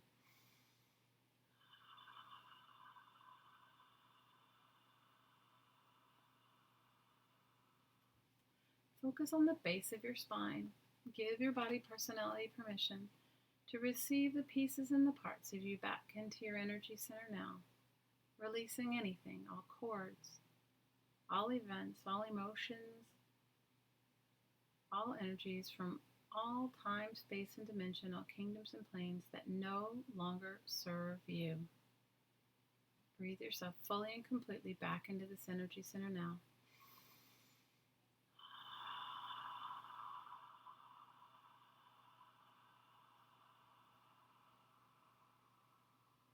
Breathe yourself back in.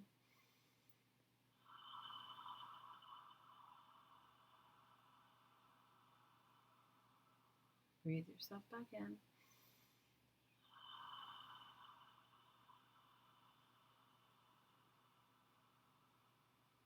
And breathe yourself back in.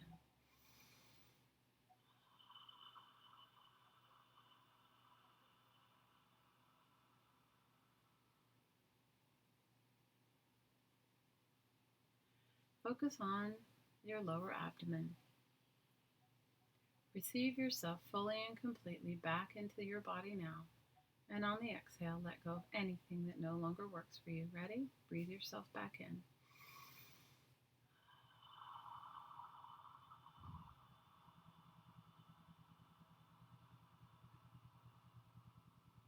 Breathe yourself back in.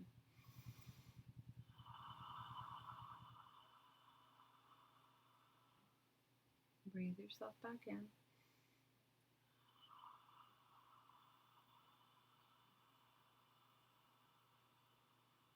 One more time. Breathe yourself back in.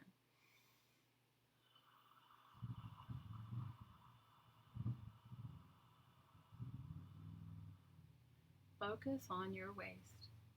Give your body personality permission to breathe yourself fully and completely back into this energy center now. Feel it like a magnet, and all of the bits of you in the earth, in the universe, are like magnetic filings. And that strong magnet is calling you back in. Ready? Breathe yourself fully and completely back in. And on the exhale, release all cords from all time, space, and dimension, all kingdoms and planes and energies that no longer serve you. Ready? Breathe yourself fully and completely. Focusing on your waist. Breathe yourself back in.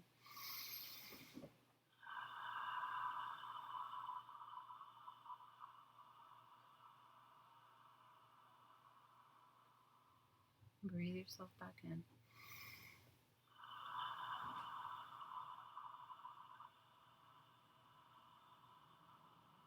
One more time. Breathe yourself back in.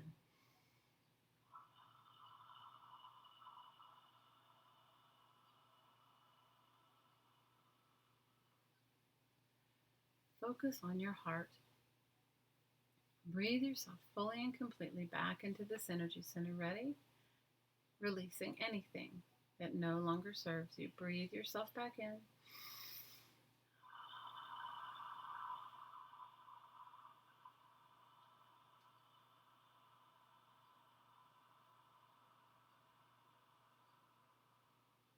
Breathe yourself back in.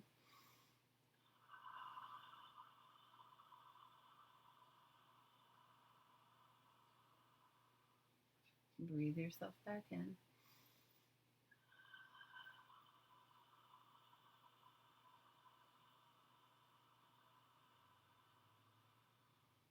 Breathe yourself back in.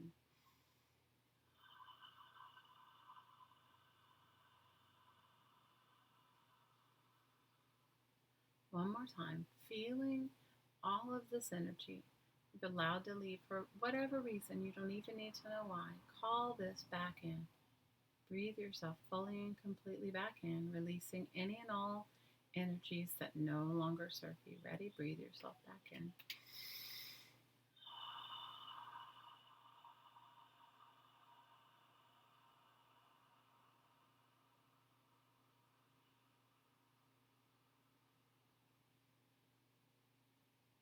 Focus on your throat. Breathe yourself fully and completely back into this energy center now. Ready? Breathe yourself back in.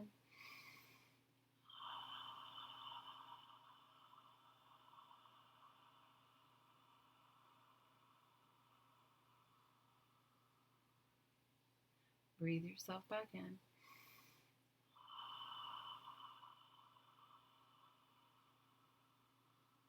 And breathe yourself back in.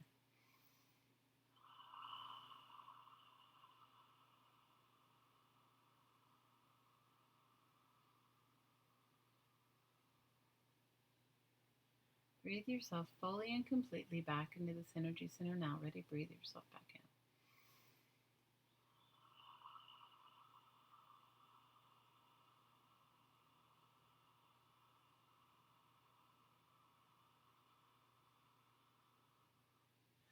Focus on the point of light in the center of your forehead. Breathe yourself fully and completely back into this energy center now. Ready? Breathe yourself back in.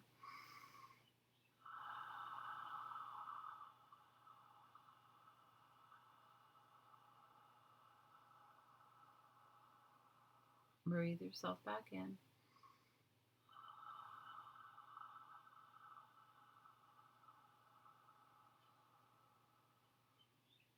Breathe yourself back in.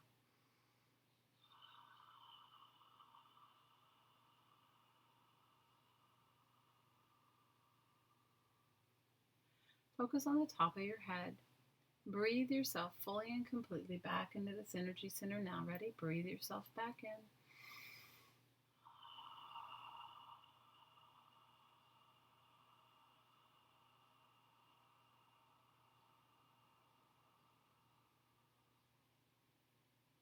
Breathe yourself back in.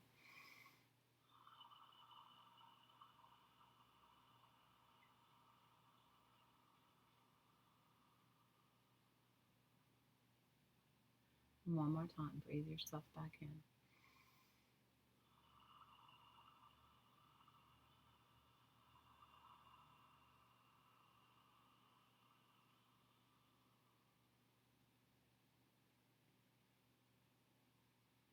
Focus 1 foot above your head. Breathe yourself fully and completely back into your being, soul, spirit here now. Ready? Breathe yourself back in.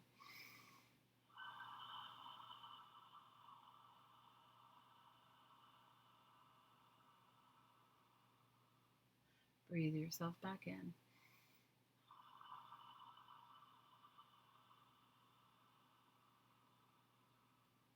Breathe yourself back in.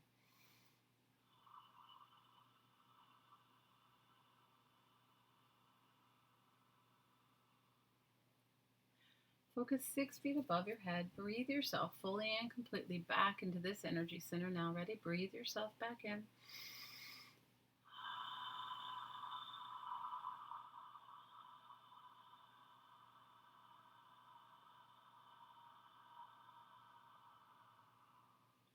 Breathe yourself back in.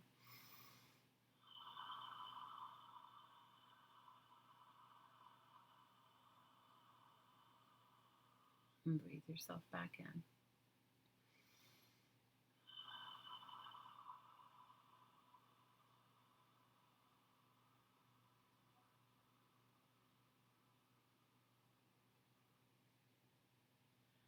Focus where your energy meets the heart of the central sun, the heart of creation, the heart of the divine. Breathe yourself fully and completely back into this energy center now. Breathe yourself back in.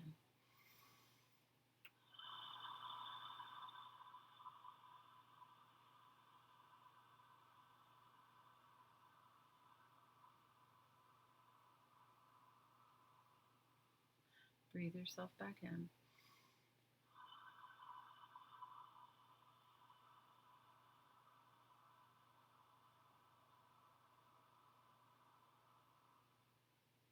Breathe yourself back in. I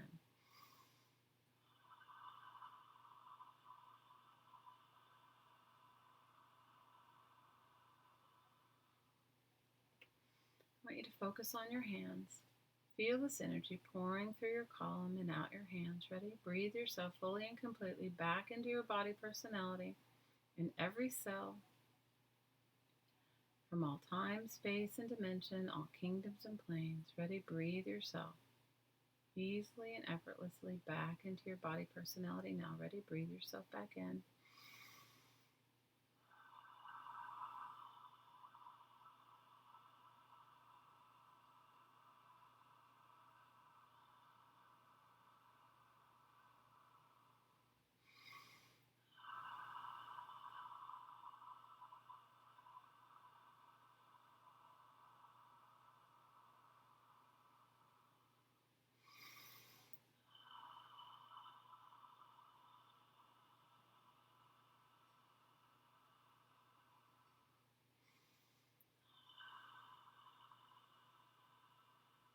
Let me know when you feel this energy coming from your hands.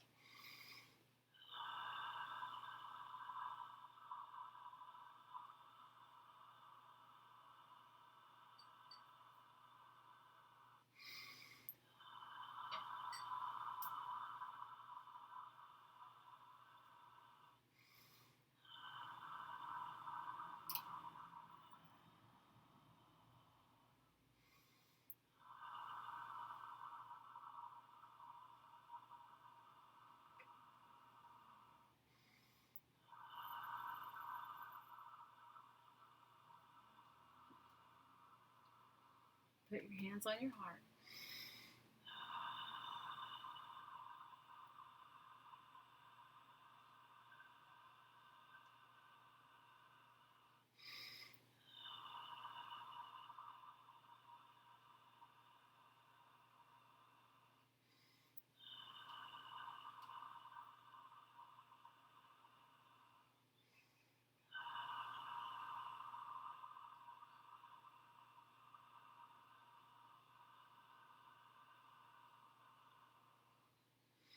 I want you to imagine whoever you needed to send this energy to, imagine them in front of you and point your hands at them. You can also send it to any point on the earth. Always include right where you are. You just need to bring them and it to mind. And if you don't have anyone, you can say, please send this energy where it will do the most benefit. Ready? Breathe in and receive and give.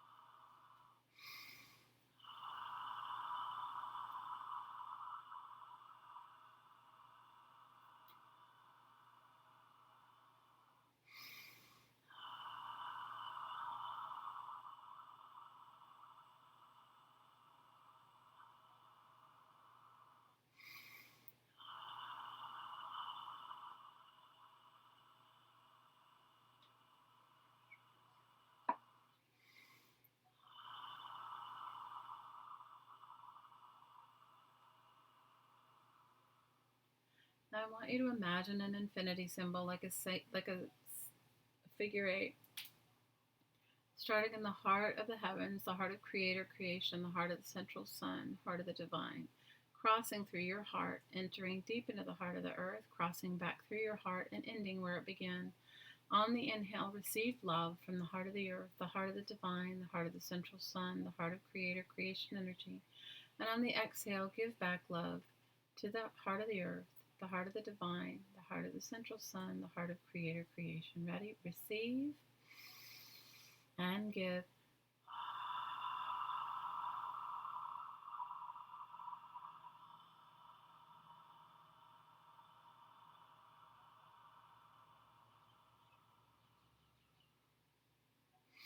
Receive and give.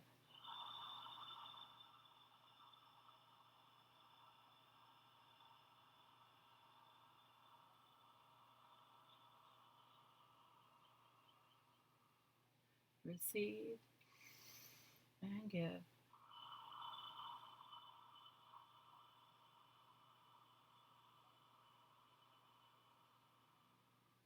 Receive and give.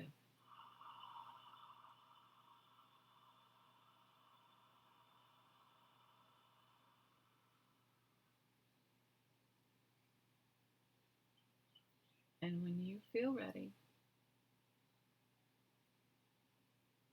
open your eyes and come back.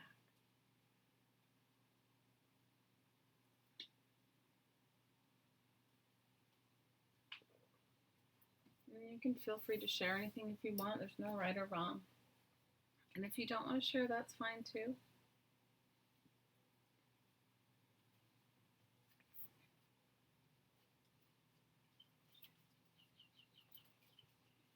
Know that this energy stays here on this platform. It's always there. You just have to scroll back and, listen to it. And it's always there. So if ever you're having a day where you don't feel like, like where you feel you need an extra boost or you feel like you need a little extra love, come back and listen to it. It's right there and it's just as present and as strong as it is in the live session. Oh, you're welcome, you guys. I receive as much as I give, so it's like, it works for me.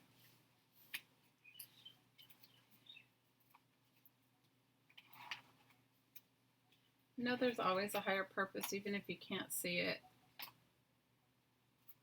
Know that you're always loved beyond measure at all times, even if you don't feel it. There's always, you always have the option to ask for whatever you need. And I think many of us as women don't ask for what we need. And then we just assume like that somebody's going to telepathically know what it is. Which, you know, some can, but I'd say most aren't tuned in like that.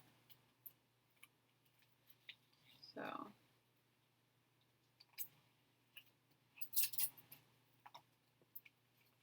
does anybody else want to share?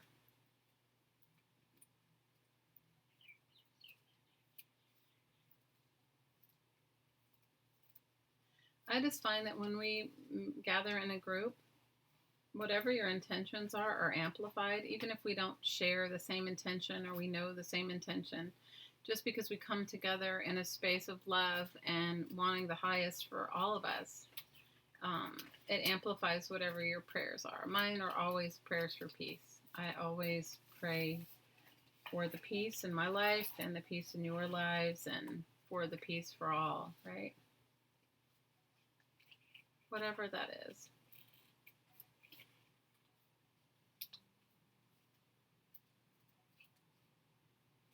Did it knock some of you out? Sometimes it knocks me out. Sometimes I can't even think of the words like to say. You know, like I get so in the bliss in the bliss of it all, I lose that part of myself. Know that the water that you brought with you to this energy work holds that same high vibration. Know that as you drink it, it just continues to flourish and remind yourselves of who you are and where you came from and the greatness of who you are in your being.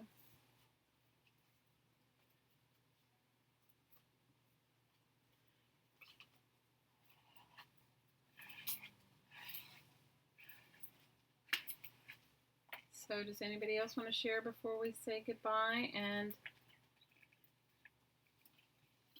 I hope you guys finish your little magazine accordion folders. Mine's almost done. I'll have it done, I'm sure, in short order.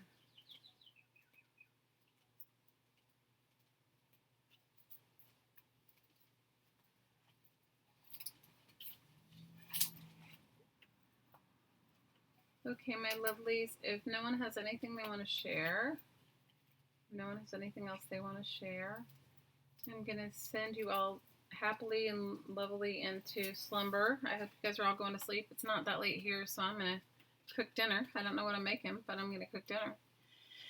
And know that I love you, and I will see you on Tuesday, and we'll work on our altered encyclopedia then. Okay, as always, from my heart to your heart, I'm sending you so much aloha. Until Tuesday.